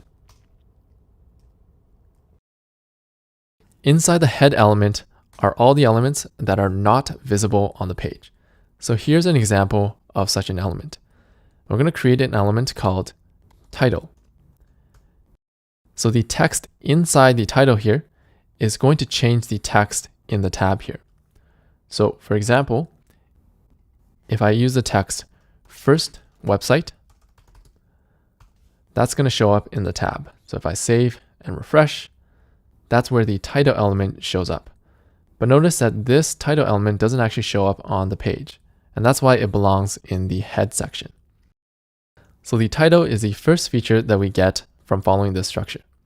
The second feature that we get that's really useful is the ability to automatically reload our web page whenever we change our code. So you may have noticed that every time we change our code, we have to go to our website and then refresh the page to see our new code. Now we can actually avoid this by following this structure and then installing a VS Code extension. So let's go to this extension area here, and we're going to install the extension Live Server. I'm going to install this. And now we can use the live server to reload our page automatically whenever our code changes. To open this website in a live server, we're going to right click and we're going to click Open with Live Server. And now we've opened this website and it will automatically refresh whenever we change our code. So if I change the code like this and I save, now it automatically refreshes without having us to go back and forth. So that's a really useful feature to speed up our development. Now let's get some more practice, and we're going to convert both of these HTML files to use the proper structure. First, I'm going to actually just delete all the extra tabs here. And now let's work on the buttons file. Now, the live server doesn't really work if we don't have that proper HTML structure in our code, so let's add that structure first. I'm going to go up here and we're going to create the structure. So remember, we start with a doc type space HTML, and then we're going to create an HTML element. And then inside, we're going to create a head, and we're going to create a body element. And remember, the body contains everything that is visible on the page. So if we scroll down, these three buttons are visible on the page. So we're going to move these into the body element. And now they're in the right place. Now for this style element, remember that we said the style element doesn't actually create anything visible on the page, but it could change the style of other elements. So this is a good example of something that should go in the head element because it doesn't show up visibly on the page. So we're going to copy all of this and put it into the head element. We're going to go up and we're going to save this in here. So now all of our CSS code is in the right place. And now that we have the proper structure, we can open this with our live server just to make sure everything looks good. Let's go here and add a title like we learned.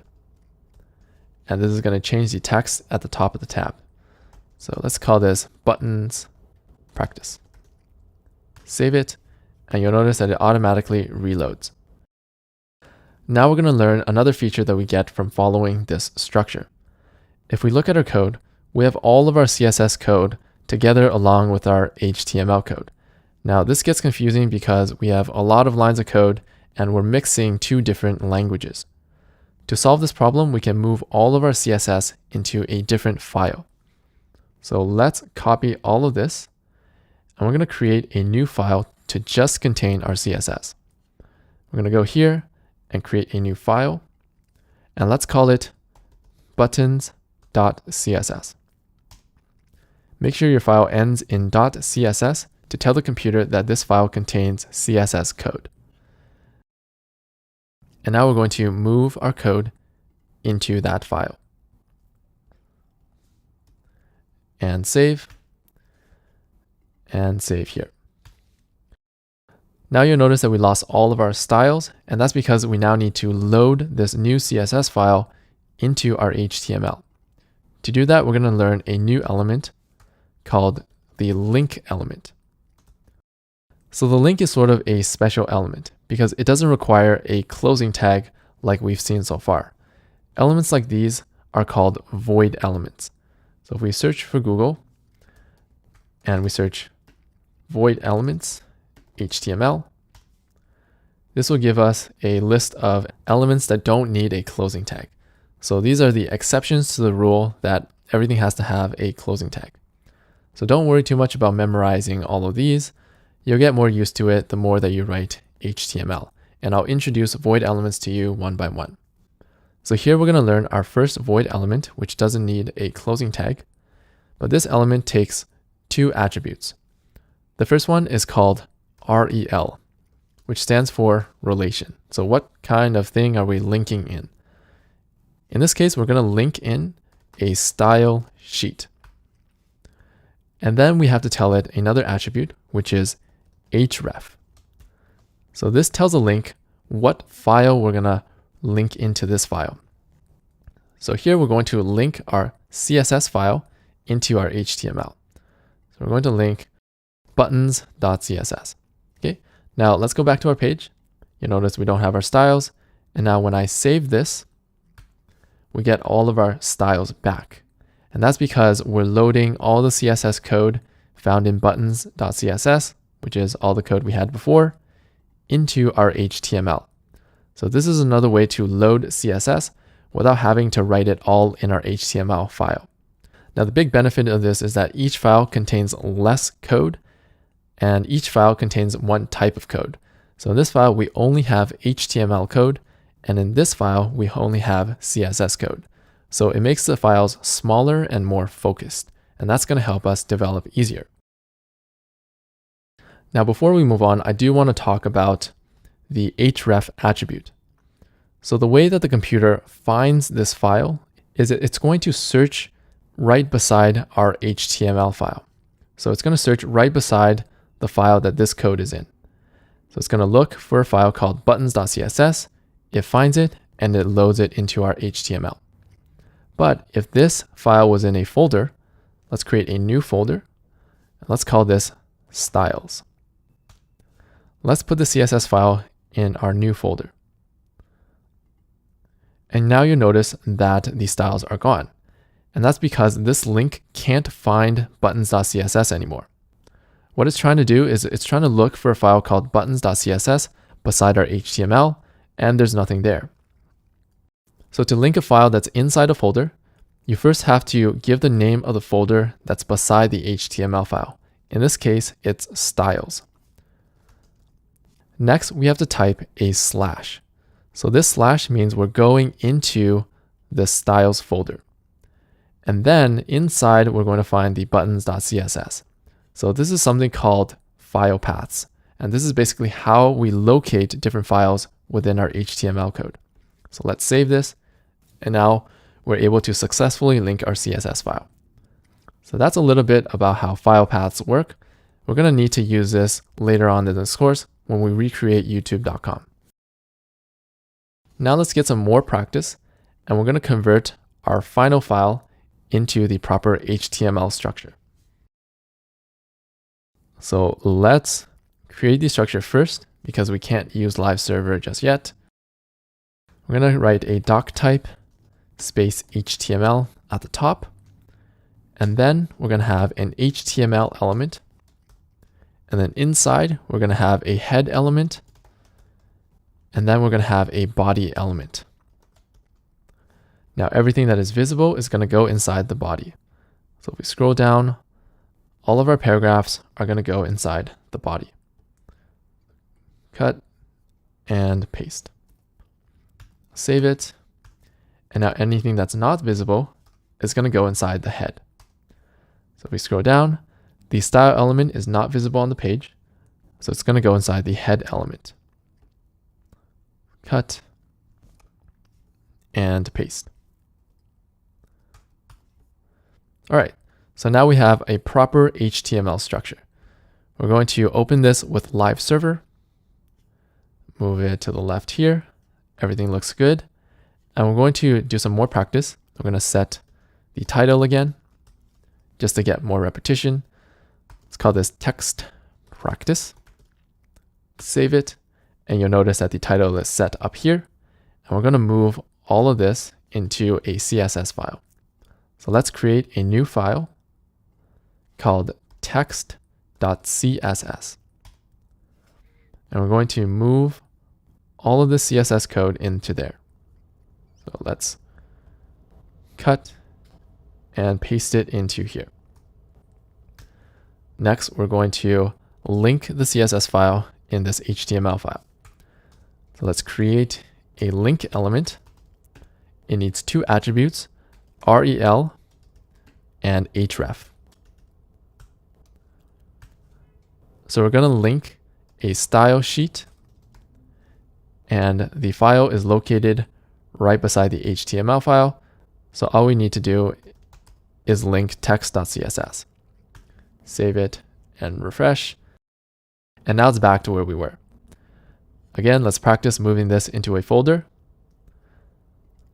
Now we're unable to find text.css beside our HTML file, but there is a styles folder. So we're going to look inside the styles folder. We're going to use a slash to go inside. And we're going to link this text.css file. And that is how we use file paths to link CSS files. The last feature we're going to look at that we get from this structure is the ability to add new fonts onto our website. So websites have a set of fonts by default that we can use. For example, one of them is called Arial. Another one that we've seen is called Times New Roman. That's basically the font that we get on a fresh website.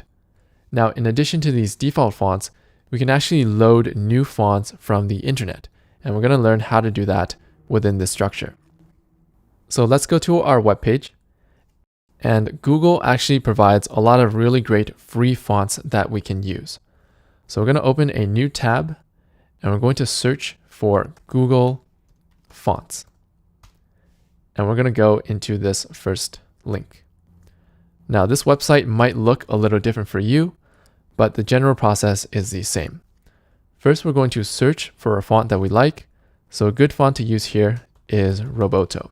And this is the font that we're going to use for our final project. We're going to pick this font. And then inside here, we're going to pick the styles that we want. So for example, I'm going to pick the regular style.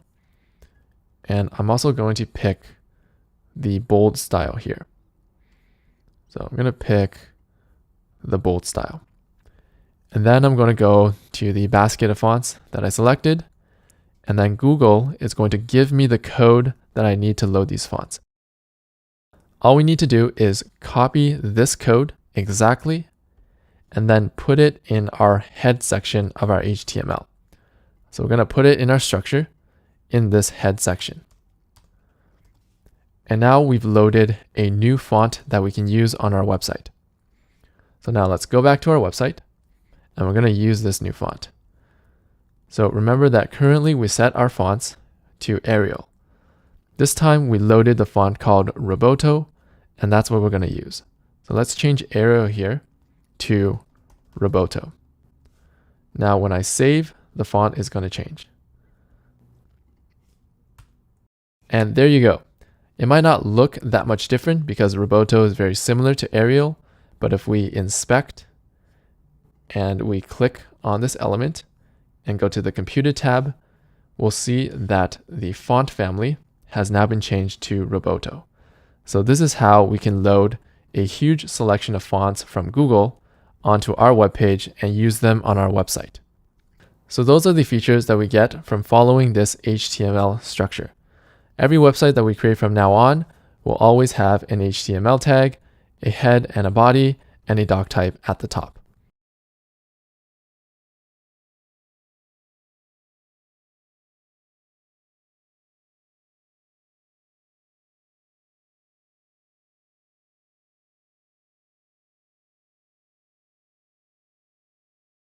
Now we're ready to work on the final project of this course, recreating YouTube.com.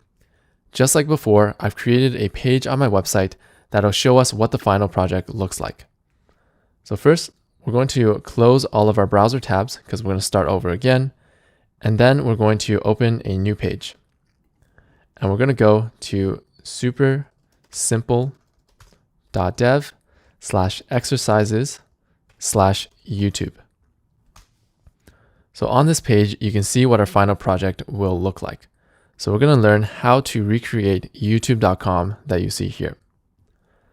So first, let's set up our project in our code editor.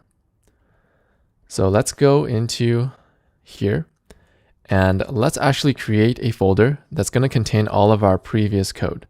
So the final project is going to contain a lot of code, so we don't want to get it confused with the previous lessons. So let's call this intro-to-html. And we're going to put everything inside this folder. I'm going to put this in here and these HTML files in here as well. Next, we're going to create a new HTML file for our final project. So let's create a file called youtube.html. And I actually put it inside this folder. I'm going to take it out by dragging it down here.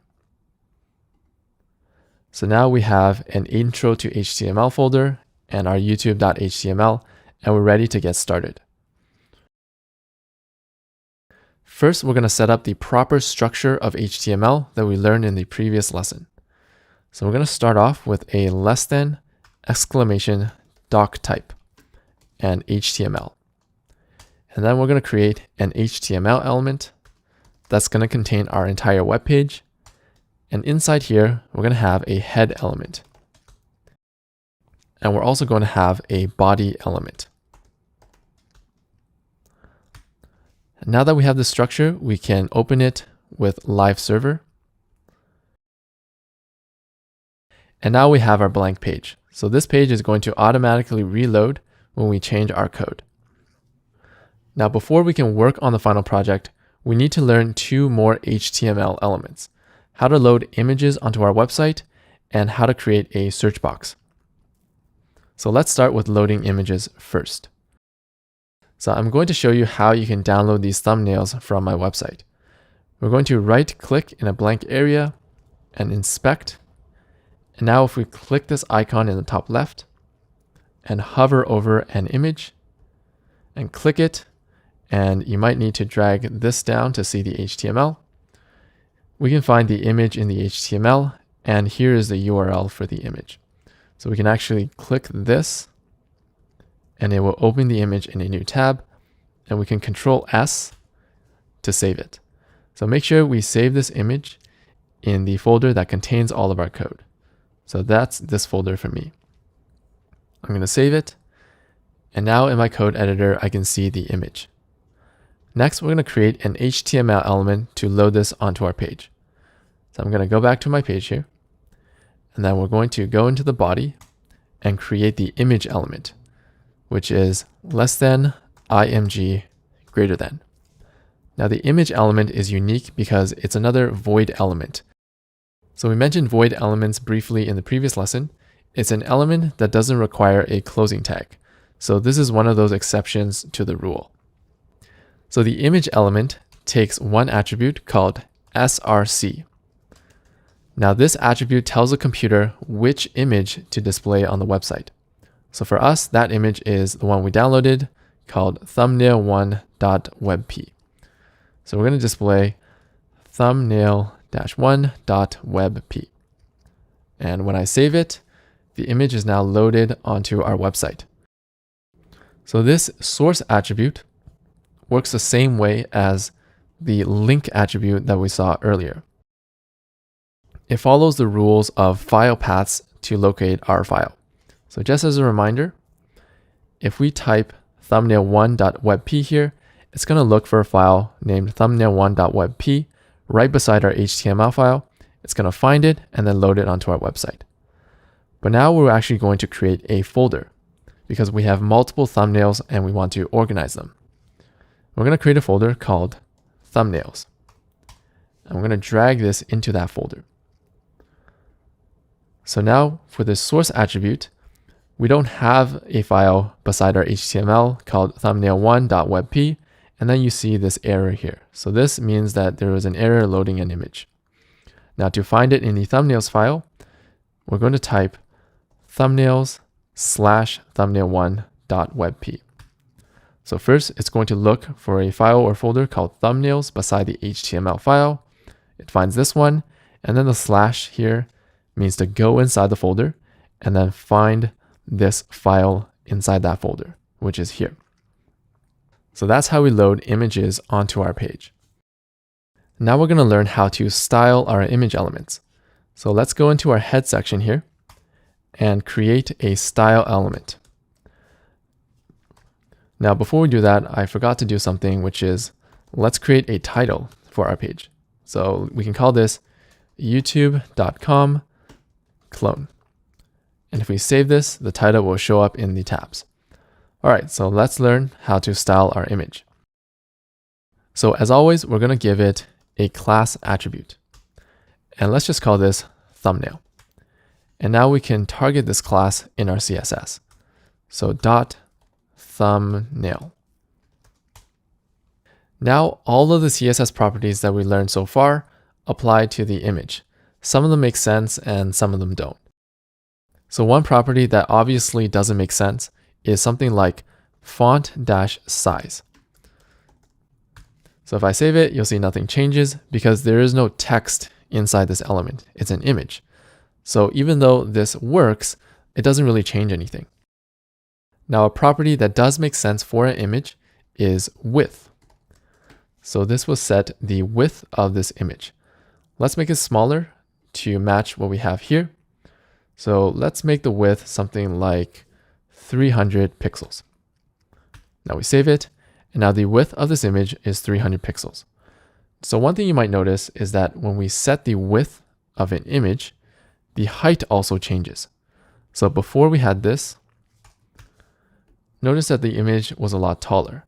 But as soon as we set the width, the height also adjusts. So that's one behavior of images that we should know. When we set the width, the height will also adjust so that the image has the same dimensions. What I mean by same dimensions is that it keeps the same shape. So for example, if I set the height as well, this is going to cause the image to lose its shape or lose its dimensions. Let's set the height to something like 600 pixels. Save it. And now you'll see that the image is 600 pixels tall, but it's lost its shape and now it's become stretched. So that behavior of an image sort of keeps us safe. So it keeps the image looking nice. Now, if we really wanted an image that was exactly 300 pixels by 300 pixels, what can we do? So this image, as you can see, is getting stretched out. So in addition to all the CSS properties that we've learned so far, the image element has its own properties that are specific to an image. So one of these is called object fit. So this determines what happens if this size doesn't match the image's dimensions or the image's shape. So for example, I can set a value of cover. So this tells the image to cover this 300 by 300 area, but it's also going to keep its shape. So this area might not be big enough to show the whole image, which may or may not be okay depending on what we want to do. Now we can adjust which part of the image that we see using another property called object-position. So currently we're looking at the center of the image. We can set the object position to left to view the left side of the image, or we can also set it to the right to view the right side of the image, in the case that the image doesn't fit in our area. Another value we can give to object fit is contain. So if we save this, the entire image is going to shrink until it is contained in this 300 by 300 area. So I'm going to set a border so that we can see what this is doing. I'm going to set a border of 2 pixels, border width of 2 pixels, border style of solid, border color of red. So here the border shows us our 300 by 300 area, and contain makes the image shrink until it is contained in the area. But that means that it might not be able to cover the entire area if it's not the right shape. So in this case, the object position can move the image to the top or to the bottom. So that's basically how images work. As you can see, a lot of the CSS properties that we learned before, like width and height and border, can be applied to the image element, and the image element also has some of its own properties that determine how the image is displayed. So for now, let's create something that's kind of like our final website. So I'm going to set the image width to 300, and I'm not going to set a height so that the image doesn't stretch and we don't have to do all this stuff. And I can actually just remove all of this. So the only thing I'm doing is telling the image to shrink down to a width of 300 and to shrink the height as well so that the image keeps its shape. So we're going to stick with this for now, and this is going to correspond to this part of our final project. And we're going to start learning how to build out the entire video preview. The next element we're going to learn in this lesson is how to create search boxes like the one you see up here. So let's go back into our website and we'll learn the code for creating a search box.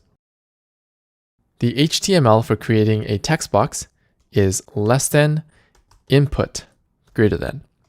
So the input element is a void element, just like the image element. It doesn't require a closing tag. So the input element has several attributes that we can give it. One of them is called the type. So if we set the type equals text, it's going to give us a text box. I'm going to save this, and now in our HTML, you can see we have a text box. Another type that we can give to this input is called checkbox. So if I save this, now we have a checkbox. So for our purposes, we're going to set the type to a text box because we want to create the YouTube search box up here. So you also notice that this text box has the word search in it. And when I start typing, that search word is gone. So this is sort of like a label for the user, telling them what to put into this text box. And this is known as a placeholder. So if we go back to our website, we're going to add a placeholder to our new text box. To do that, we're just going to give the attribute placeholder. And let's set the placeholder as search. If we save it, now we have a placeholder that disappears when we start typing. So that's how we create what we see on YouTube. So for the text box, all of the CSS properties that we learned so far can be used on the text box. So let's look at some examples. Let's add a class attribute first, like always, so that we can target it. Let's call it search-bar. And then inside our CSS, we're going to target .search bar class. And then inside, we can set our usual CSS properties. So for example, in this case, we can set a font dash size. And let's set it to 20 pixels. Save it and reload. And now you can see that the font size has changed. Another thing we can change is margin, or the spacing. So let's add some margin to the left of 12 pixels. Save it. And now we have some spacing on the left. So basically everything that we've learned so far about CSS properties, we can use on the search box.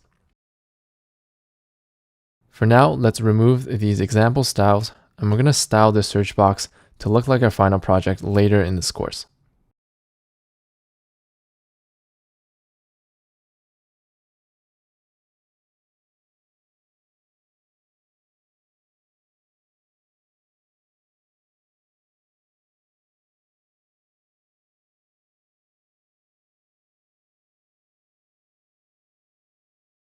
In this lesson, we're going to learn one of the most important CSS properties called the display property.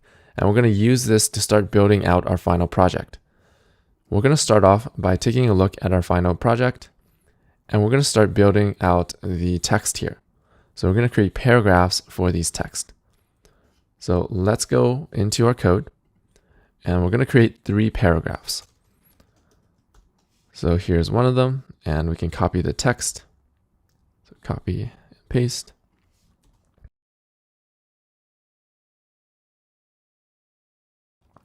So here's another paragraph. And we're going to copy this and paste it in our code. And here's the final paragraph.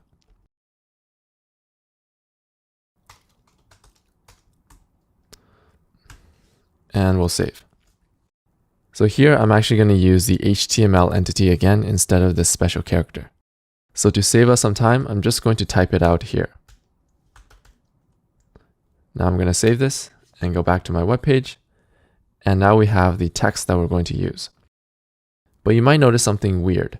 How come this text box is beside our image? If we look at our paragraphs, they are on top of each other, so one after another on each line. How come text boxes and images appear on the same line? So this is due to the display property in CSS, and we're going to learn what that is right now. In HTML, there are 3 types of elements. The first type of element is called a block element. A block element takes up the entire line. So a paragraph by default is a block element. We can see that in our dev tools by right-clicking in the browser, and then clicking Inspect, and then clicking this icon in the top left, right here, and then hovering over our paragraph. So you can see that even though the text goes to here, the paragraph extends to the end of the line because the paragraph by default is a block element. Block elements take up the entire line. So let's go into our code, and I'm going to demonstrate another property of block elements. If we set a class on the paragraph and we style it, so let's set a class of video-title. Let's save it, and we're going to style it, and let's give it a width of 300 pixels. Save and refresh. And now this paragraph is only 300 pixels. So it's not stretching to the end of the line anymore. Let's verify that using the DevTools by clicking this top left and then hovering over.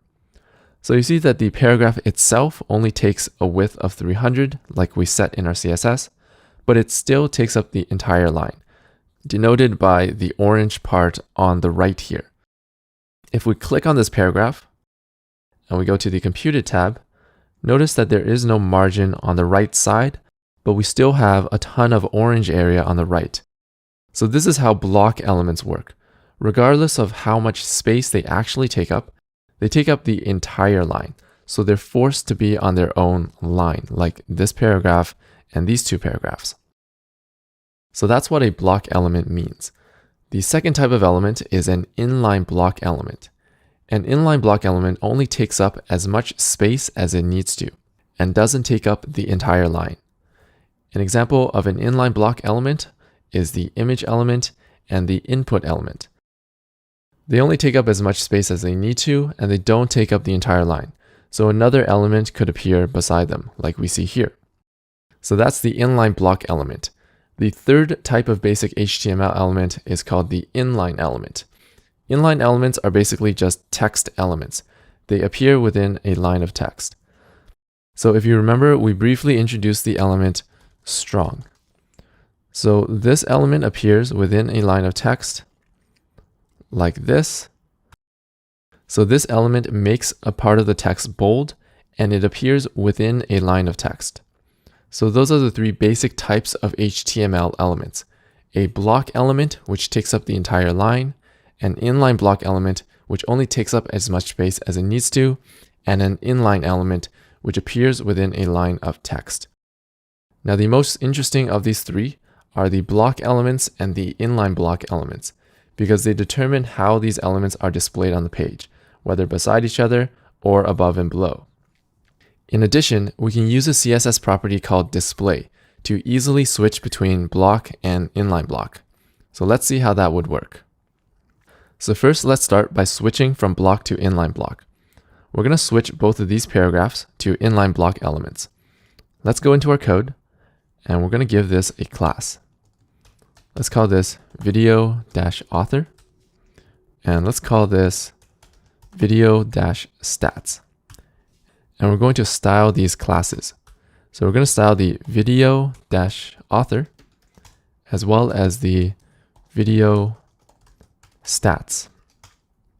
And we're going to set both of these to display inline-block. And this one as well, display inline-block. I'm going to introduce a little bit of CSS syntax here. If we have two sets of CSS styles that are the same, we can actually use a different syntax by adding a comma here. So this comma means that we're going to target both the video author class and the video stats class with this set of styles. So this is how we target multiple things in CSS with a comma. So as you can see, these two elements now appear beside each other. They're both inline block elements and only take up as much space as they need to. If we click the top left in the DevTools and hover over this, you'll notice that this paragraph is now only taking up as much space as the text, and the same thing for this paragraph. So as you can see, even though paragraphs by default are block elements, we can change them very easily to inline block with the display property so that we can put them beside each other. Next, we're going to try the opposite direction. We're going to go from an inline block element to a block element. And we're going to put these two on separate lines. So let's go into our code, and we're going to style the thumbnail class. So I'm going to scroll up here, and I'm going to convert this to display block. And now it will turn the image into a display block, and this will cause the image to take up the entire line, pushing the text box down to the next line. If I save it, now you can see that this image is taking up the entire line. We're going to verify this by clicking the top left and then hovering over this image. So using this property, we can control whether an element appears on the same line or on a different line. And that's what we're going to do to copy this design. The search bar is at the top. We have an image and then 3 paragraphs, each on a different line. So we're going to use the display property to achieve this. Let's go into our code, and first let's put the search box at the top. Save it. And since our image is already display block, it's going to take up the entire line. So it's forced to take up a line below the search box. So I think this is pretty good. As long as the search box is up there, then we're good to go. Next, we're going to turn these back into display block because we want these on separate lines, like our design here. So to do that, we're going to go into our code, and we could change this to display block, but remember that paragraphs by default are display block. So we can just get rid of this code.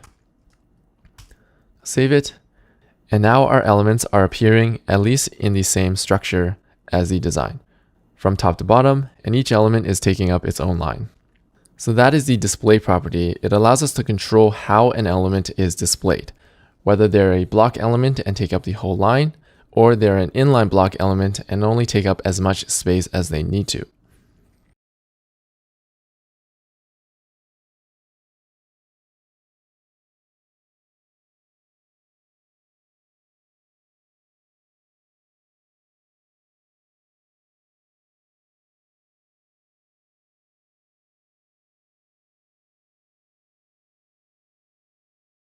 In this lesson, we're going to learn about the most important HTML element called the div element. For example, here's twitter.com. If you look at the HTML that Twitter uses, you can see that they're using lots and lots of divs. Here's another example, Instagram. If we look at Instagram's HTML, we can also see that they're using lots and lots of divs. So what exactly is a div and why is it used so much? So the div element stands for division, but an easy way to understand this is that the div is just a box. We're going to go into our code and look at an example. So below our paragraphs, let's create a div element. And inside, we're going to have some text. This is a div. Save it. And now we have our first div element on the page. To show you that the div is just a box, we're going to right-click and inspect. And then we're going to click this top left icon and hover over the div. So as you can see, we created a box around our text. You'll notice that this box stretches to the end, and that's because the div, like the paragraph, by default is a block element, so it takes up the entire line. But like we learned in the previous lesson, we can easily change this to an inline block using the display property. So let's go ahead and do that, and it'll be more clear that this is really a box. So we're going to set a class here. We're going to call this div-example. And now we're going to style it and change the display to inline block so that it doesn't take up the entire line anymore. Save it. And now if we go to our web page, click this icon and hover over, you can clearly see that the div just creates a box around our content. In this case, our content is some text. So that's basically what a div is. Now the second question is, why is a div so useful? The key feature of a div is that it can contain any other elements inside. So right now we only have some text inside this div, but we can actually put paragraphs, we can put images, we can put any elements inside divs as well as other divs. Divs are meant to be containers. And if we look at the YouTube design that we have in our project, we use containers everywhere. So here's a container, here's another container, and here's another container. These containers allow us to group all of these elements together so that we can create a layout that looks like this. Here's another example from Twitter. Here's a container, here's another container, and here's another container. In order to build a complex real-world website, we need containers to group our elements together and lay them out on the page. And the div is the perfect solution for this container problem. And that's why it's used so much. Let's go back to our website, and we're going to practice using our div as a container. So we're going to create a container, just like our final project, for this entire video preview here. So that means we're going to put all of these elements, this image and all three paragraphs, inside our div. Let's see how that works. So I'm going to get rid of this text first. And then I'm going to change this div to a class of video-preview, because this is going to contain all these elements that are part of a video preview. And then I'm going to move the image and the three paragraphs into the div. Now save. And you might not notice any difference because the div is simply just drawing a box around the content inside. But we can right click and inspect, and we can see the div in our HTML here. And inside the div, we have our image and our paragraphs. The div is just creating a box around all this content. So now I'll show you why containers are so useful. We're going to go into our code, and we're going to change the width of our div element here. So we're going to go up here and we can remove this. Let's style the video preview class. And we're going to set a width of 300 pixels. Let's see how that looks. So the page doesn't look any different, but if we click the icon in the top left and then hover over our paragraphs, we'll notice something interesting. This paragraph is a block element, so it's supposed to take up the entire line. But in this case, because this paragraph is inside a div, it takes up the entire line in the div.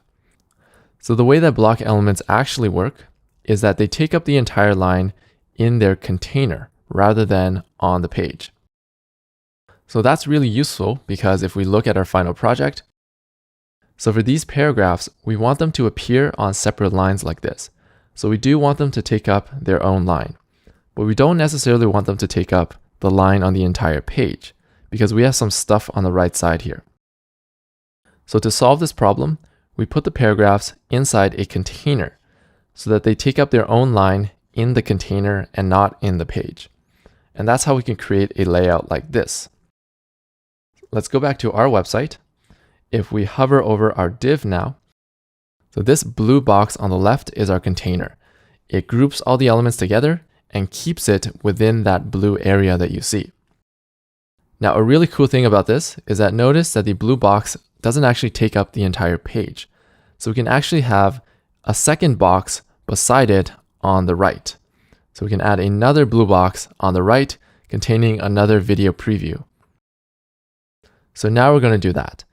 But first of all, a div by default is a block element. So notice on the right side, it's all orange. That's because this div is taking up the entire line. In this case, we don't want it to take up the entire line anymore. That's why we're going to convert it into an inline block element. So let's go into our code. We're going to go into the video preview and we're going to type display inline block. Let's save it. And now you can see that our div is a display inline block. And it's actually appearing beside our search bar because this is also an inline block. So they're both only taking up as much space as they need to, and now they can appear beside each other. However, we do want the search box to be at the top in its own line. So we're going to practice using the display property again. We're going to set the search bar to display block, so that it takes up the entire line and everything else is forced below it. Save it and refresh. And now if we hover over this input element, we can see that we forced it to take up the entire line. Next, we're going to create another video preview beside this one. Because this is inline block now, we can put another div here. So I'm just going to simplify this by making a copy of our current code. So I'm just going to copy and paste. And now we have two video previews. Save it. And there we go. We now have two video previews beside each other. So they are two containers right beside each other. And remember, in our CSS, we set the width of these containers to 300 pixels. So that's the amount of space that they take. And we set their display to inline block. So they don't take up the entire line and they can appear beside each other. And now we're on our way to creating a layout that looks like this. In fact, let's actually replace the second video preview here with this content. So to do that, we're going to download the thumbnail and then change the text. So let's right click and inspect. I'm going to click this top left and then click this image.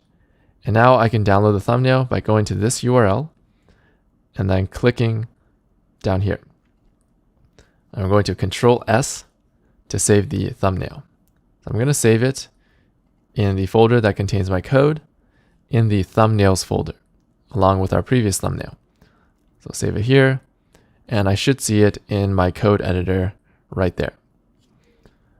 Next, we're going to swap out the thumbnails. So instead of thumbnail 1, we're going to set thumbnail 2, and we're going to change the text. So I'm going to change this text here to be my title. And I notice we're still using the strong element, which we can now delete because it was just for an example. And I'm also going to change the channel name here and the video stats, which is 19 million and 4 years. And 4 years ago. So now if I save this, we have two different video previews. But now we have a problem. You'll notice that these two aren't aligned with each other. And that's because this container is actually a little bit taller than this one. This piece of text here wraps around to a second line, while this one does not. However, to make it look better, we want to align these at the top. So we learned this way back in one of the earlier lessons, and we're going to review how to do that. We're going to go into our code, and we just have to set this property, vertical align.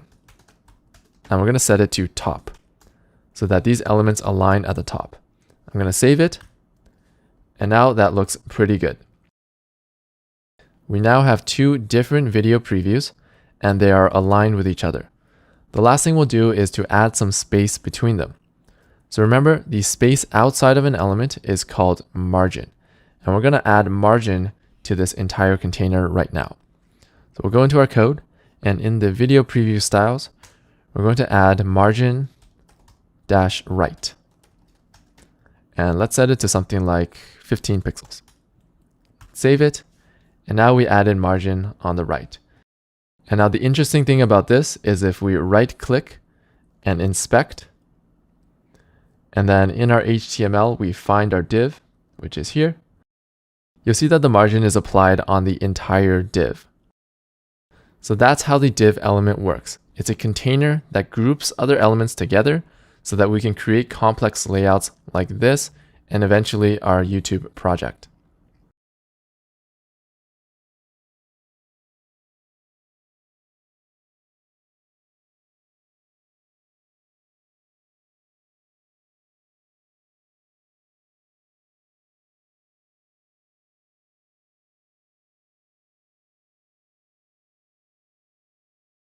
Alright, so this is probably the most important lesson of this course. We're going to learn a technique called the nested layouts technique. And this is going to get us to a professional level with HTML and CSS. So what is the nested layouts technique? The basic idea is that there are two types of layouts. The first one is a vertical layout, which looks like this, where items are on top of each other. And then the second one is a horizontal layout, which looks like this, where items are beside each other. And by using a combination of vertical and horizontal layouts, we can create almost anything that we see on a website. So for example, let's take the YouTube video preview that we've been working on. We can break this down by using a vertical layout, and then inside this vertical layout, we're going to have a horizontal layout. And then inside this horizontal layout, we're going to have a vertical layout. So as you can see, we have layouts inside layouts inside layouts. And that's why it's called the nested layouts technique. And using this, we can pretty much break down almost everything that we see on a professional website into a series of layouts and then recreate them using our code. So now we're going to go through together a way that we can practice using the nested layouts technique to break down a design. We're going to go to our final project. If you close it, you can go to supersimple.dev/exercises/YouTube. And what we're going to do is we're going to take a screenshot of one of these designs, and then we're going to use an image editing software to draw out the layout. So first, let's create a screenshot. On Windows, you can use an app called Snip. On Mac, we're going to type Command Shift and 4 to create a screenshot. So let's take a screenshot of this. And then we're going to upload this into an image editing software. Now, feel free to use anything that you're comfortable with, but if you don't know what to use, we can go to a new tab, and we're going to search for Google Drawings. And we're going to use this to practice the nested layouts technique. So once we have this open, we're going to upload our image. I'm going to go to my computer and upload the screenshot.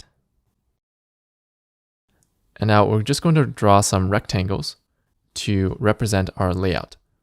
So we're going to go up here to shapes, and we're going to create a rectangle. And first, we're going to create a vertical layout 1 and 2. So I'm just going to draw a rectangle here. Let's change the background to transparent so we can see what's underneath. And I'll make the border a little more thick and change it to red, so it's easier to see.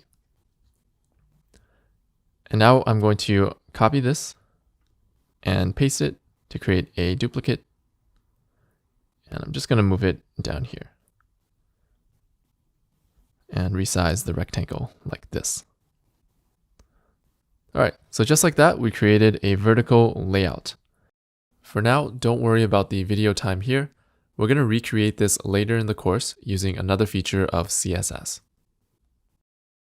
And now, looking at our design, we have a horizontal layout 1 and 2. So to create a horizontal layout, we're going to draw it out again using rectangles. So let's go in here, and we're going to create another rectangle. And we're going to draw out the horizontal layout like this. So here's one. Change the background to transparent. Make it bold. And I'm going to use the blue color to represent a horizontal layout. Now I'm going to copy this and paste it here and resize it a little bit like that. And now we have our horizontal layout. And finally, inside here, we're going to have a vertical layout like this.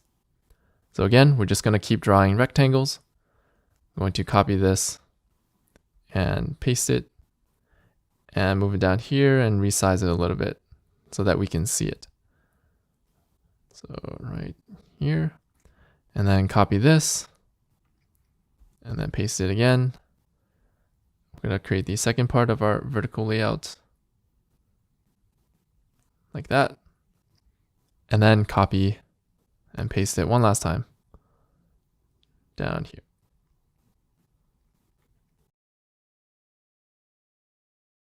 So that's how we use the nested layouts technique to visualize and break down a design into a combination of vertical layouts and horizontal layouts. Now let's do some more practice. We're going to take another design and break that down using this technique. So we're going to open a new tab, and we're going to go to twitter.com/super-simple-dev. And we're going to just take one of my tweets here and take a screenshot of this.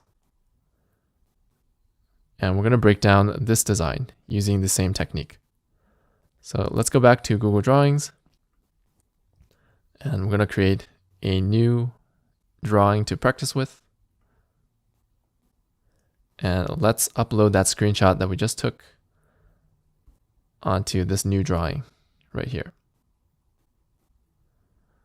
So now we're going to do the same thing. We're going to draw rectangles to represent the nested layouts. So let's take a look at this to see how we can break this down. Immediately, I see that we have a horizontal layout 1 and 2. So we can break it down into that first. Let's draw a rectangle to represent that. So here's the first one. And I'm just going to make it blue to represent a horizontal layout, and copy and paste it like this. Okay, so that's our horizontal layout. And now looking at the design inside here, I can see that we can break it down further into a vertical layout. So I'm going to draw some more rectangles. And I'm just going to draw it right here and style it a little bit and make it red to represent the vertical layout. So copy and paste. And I'm just going to move it down here.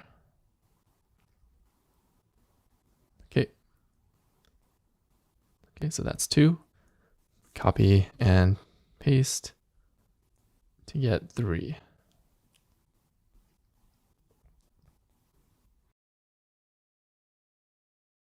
So it doesn't have to be perfect. It's just here to help us visualize the design. All right, so we have a horizontal layout, and then inside we have a vertical layout.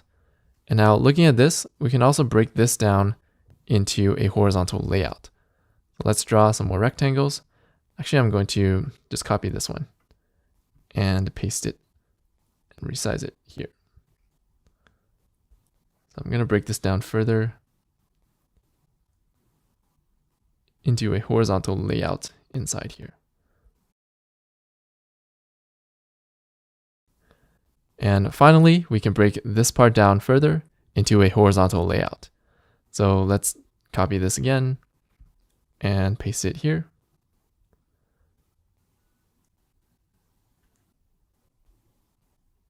And I'm just going to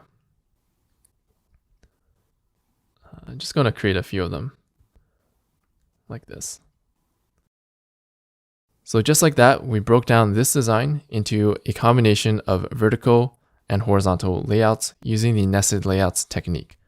So now that we have a good understanding of how this works, we're going to learn how to recreate this using code. So let's go back into our project. I'm going to delete all of these extra tabs here. So we're going to go from something that looks like this to something that looks like our final design here. Now, before we start, we actually need to download this channel profile picture. So remember, to do that, we can right click and inspect, click the top left icon here, and then click this picture. And we have the URL to download it here. So I'm going to hover over it, scroll down, and click this link. Now Control S to save, and I'm going to save it in the folder that contains our code, which is right here. And now this should show up in our code editor. So I'm actually going to create a folder to store all of these channel profile pictures, since we're going to have a lot of them. So I'm going to call this channel-pictures. And I'll put this in there. Now we're ready to create our layouts. So let's go back to our final design and see what kind of layouts we have. So we're going to have a vertical layout. It's 1 and 2, so 2 rows. And then inside the second row, we're going to have a horizontal layout, which is 1 and 2. Now inside the second horizontal layout, we're going to have a vertical layout, 1, 2, and 3. So that's how we're going to break down this design. And again, don't worry about the video time here. We're going to recreate this later in the course. Let's go into our code and we're going to implement that. So make sure that we have our project open on the left here. And we're going to start by creating some vertical layouts. To create a vertical layout, we're going to create 2 divs. So this is going to be our vertical layout. Now remember that divs are block elements by default, so they're going to take up the entire line and appear one on top of another. And that's exactly what we want for a vertical layout. So let's look at our design here. We have the image in the first row, so I'm going to move this up, cut and paste. And then in the second row, we have everything else. So I'm going to put everything here in the second row. So cut and paste. Let's save it and refresh. Now we're going to create a horizontal layout down here. One column is going to have the channel profile picture, and the other column is going to have the text. Let's create the channel profile picture first. We're going to create an image element. We're going to give it the source of the picture that we downloaded in the beginning. So that picture is in this folder.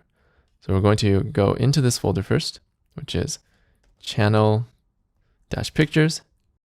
And then remember to have a slash to go into that folder, and then channel1.jpg.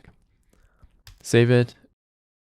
And now if we look at our current website, the image is actually in its own row. And that's because the paragraph is a block element, so it has to appear on its own line. We're going to change this by creating a horizontal layout like 1 and 2. So to do that, we're going to create 2 divs. Here's one div, and here is another div. Now the difference here is that we're going to make these divs inline block elements. So remember that inline block is what allows elements to appear beside each other like this, while block elements force the element to take up the entire line, so they will appear vertically. So we're going to make these two divs inline block elements to create our horizontal layout. Let's reference our design first. In the first column, we have the channel profile picture. So I'm just going to move this into the first div here. And then in the second div, we have all the text. So I'm going to move all of the text here.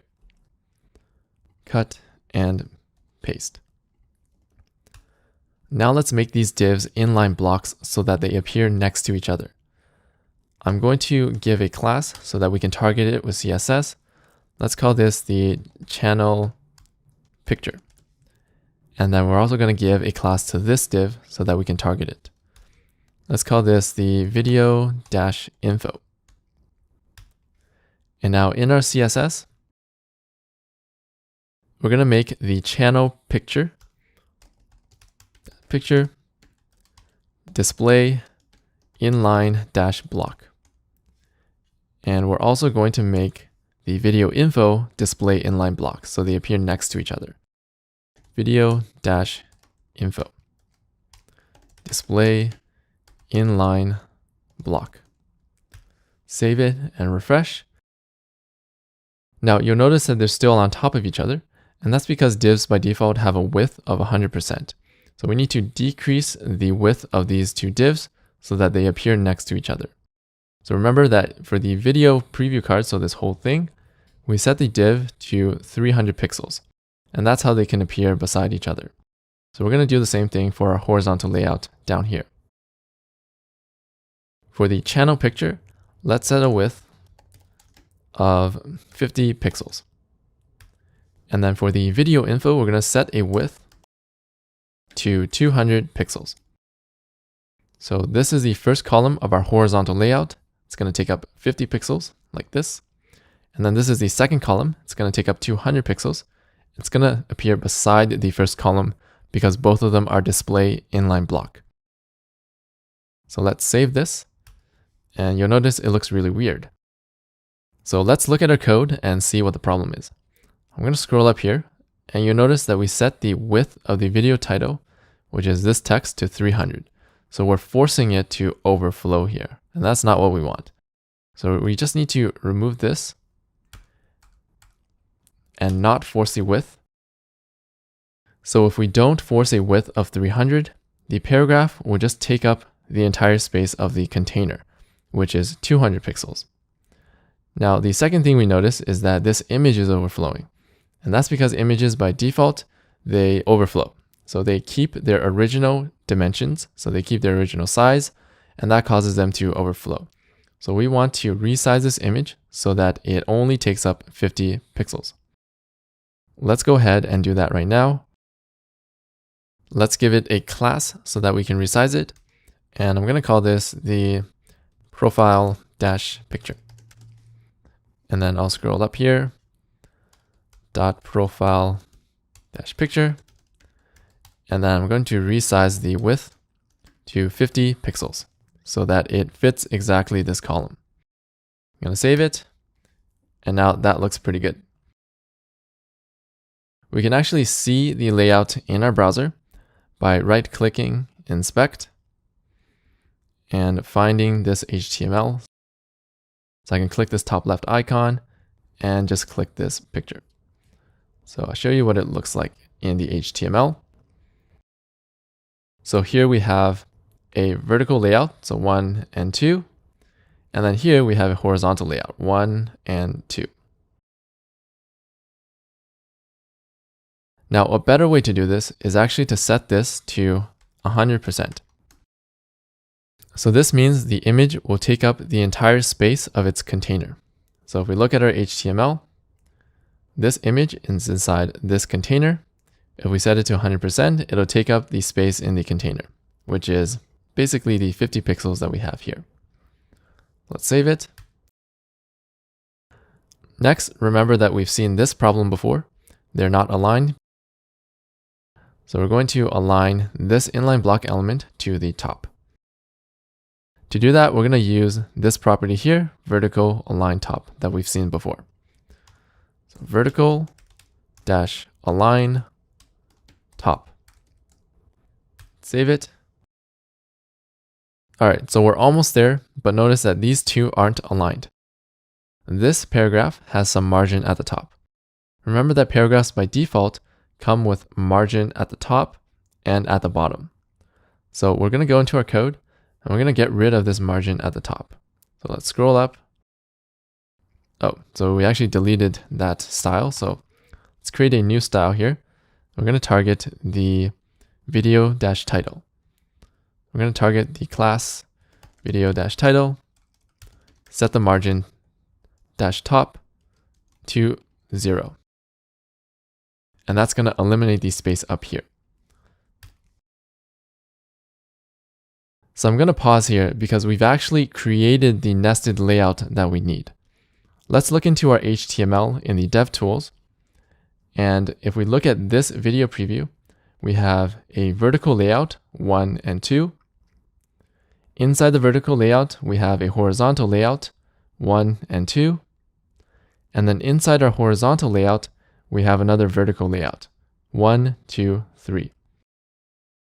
So that's a practical example of using the nested layout technique to create a layout that's a similar shape to this. The only thing that's left to do is to style our website with CSS one by one until it looks like this. So we're going to do that right now. So let's go into our code and we're going to style these elements one by one. So I'm actually going to move this down here so that I can see it a lot easier.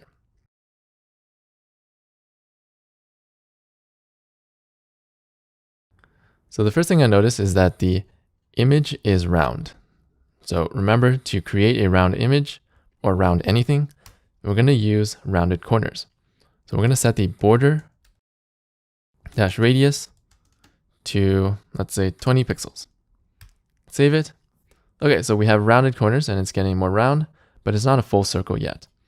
So let's set this to maybe 50 pixels. Okay, so now it looks a little too big. Let's set the width to something like 40 pixels. I think that looks pretty close and we can always change it later. Next, there's some spacing between the first row and the second row. So let's go in here. We're going to set a class here. Call this the thumbnail dash row. And then we're going to style this thumbnail row. And remember to add spacing to the bottom. We add margin dash bottom. And let's add a margin of maybe 10 pixels. Save it. Okay, maybe 12 pixels. Okay, so that looks good enough. And finally, we can style the text. So this YouTube project is actually using the Google font called Roboto. We learned in a previous lesson how to load Google fonts, and in particular, how to load Roboto. So we're going to do that again. Let's go to a new tab. We're going to search for Google Fonts. And we're going to load Roboto onto our page. So if you don't have this here, this is from my previous session. We can actually search for Roboto and then just open it here.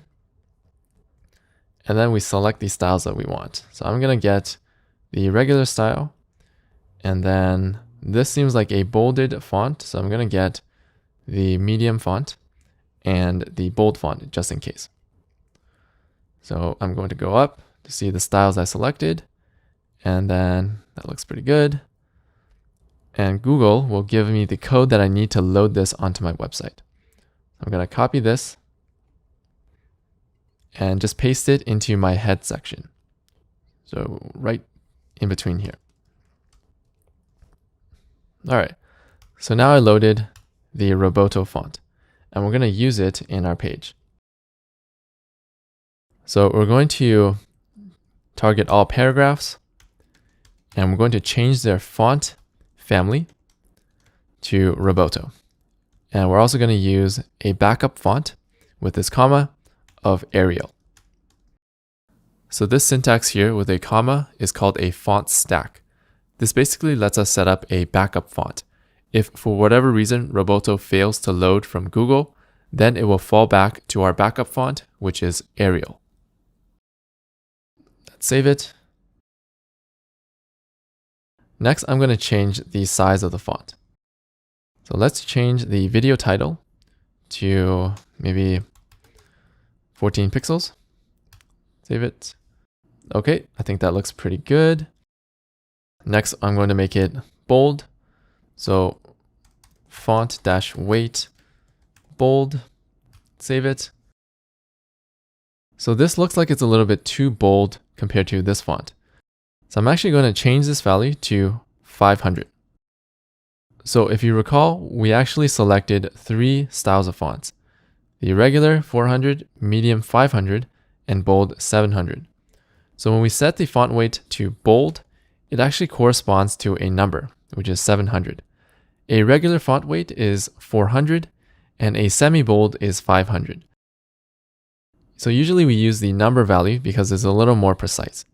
So usually instead of typing font weight bold, we would use font weight 700. In our case, our font is a little too bold, so we're going to decrease this to 500, which is the medium size that we picked on Google Fonts. So let's save this. And that looks pretty close. Next, we're going to change the space between the lines. So remember, the property to do that is called line-height. And let's try 14 pixels. That's not enough. Maybe 20 pixels. All right, so I think that looks pretty good and close to our design. You might notice that the text here is shorter than what we have in the design. You may or may not see this because this text actually depends on the size of the web page. So depending on how wide your web page is, the length of this text will change. And in our current website, we actually haven't implemented this resizing. So we are going to fix this later. Next, I'm going to style this paragraph. So let's go into our HTML here and look at the class name. So it's the video author. And it looks like we don't have any styles for that yet. So I'm going to write it down here. So we're going to style the class video-author. The first thing I notice is the font size. So it's a lot smaller. So font-size, let's try 12 pixels. Let's see how that looks. Okay, so I think that looks pretty close. And we're going to change the color. Color. Now remember, to get an exact color, we can right click, inspect, and then click this top left icon, click this text, go to the computed tab, and if we scroll down, we should get the text color right here. So RGB 96, 96, 96. So save that. And if we go back,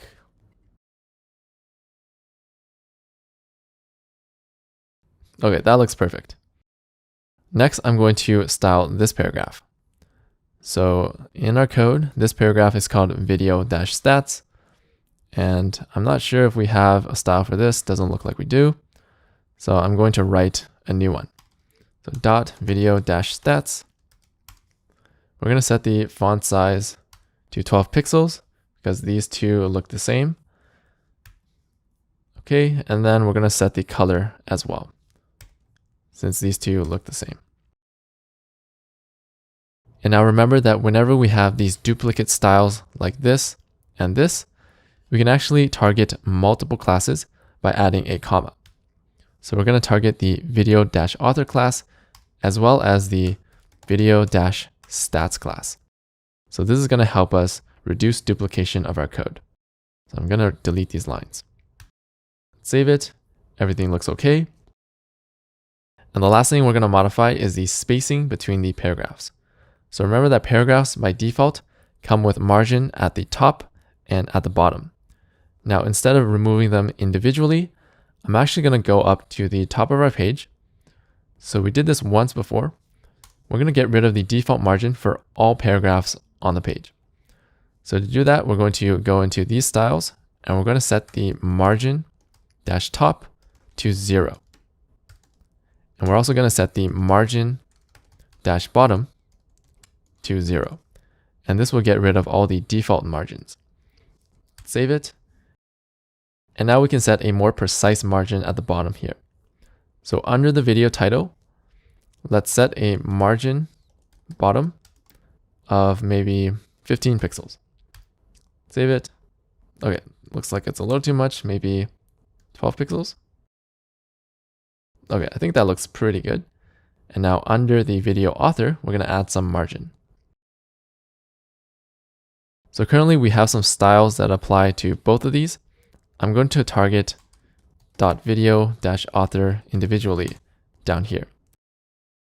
So for the video author, I'm going to add a margin dash bottom of maybe 6 pixels. Save it. And maybe 4 pixels. Okay, so I think that looks pretty close. And now if we look at our website, you can tell that it's actually really close to the final design that we have. Now to finish off this second video preview, you have a choice. You can either do everything that we did in the code here to give yourself more practice, or if you want to save time and move on to the next section, we can just copy all of this HTML and replace this part here. And then just swap out the thumbnail as well as the channel profile picture, which you will need to download first from here, as well as swap out all of the text. So I'm just going to fast forward this video to finish up this second video preview, but feel free to pause it and try it yourself to give yourself more practice.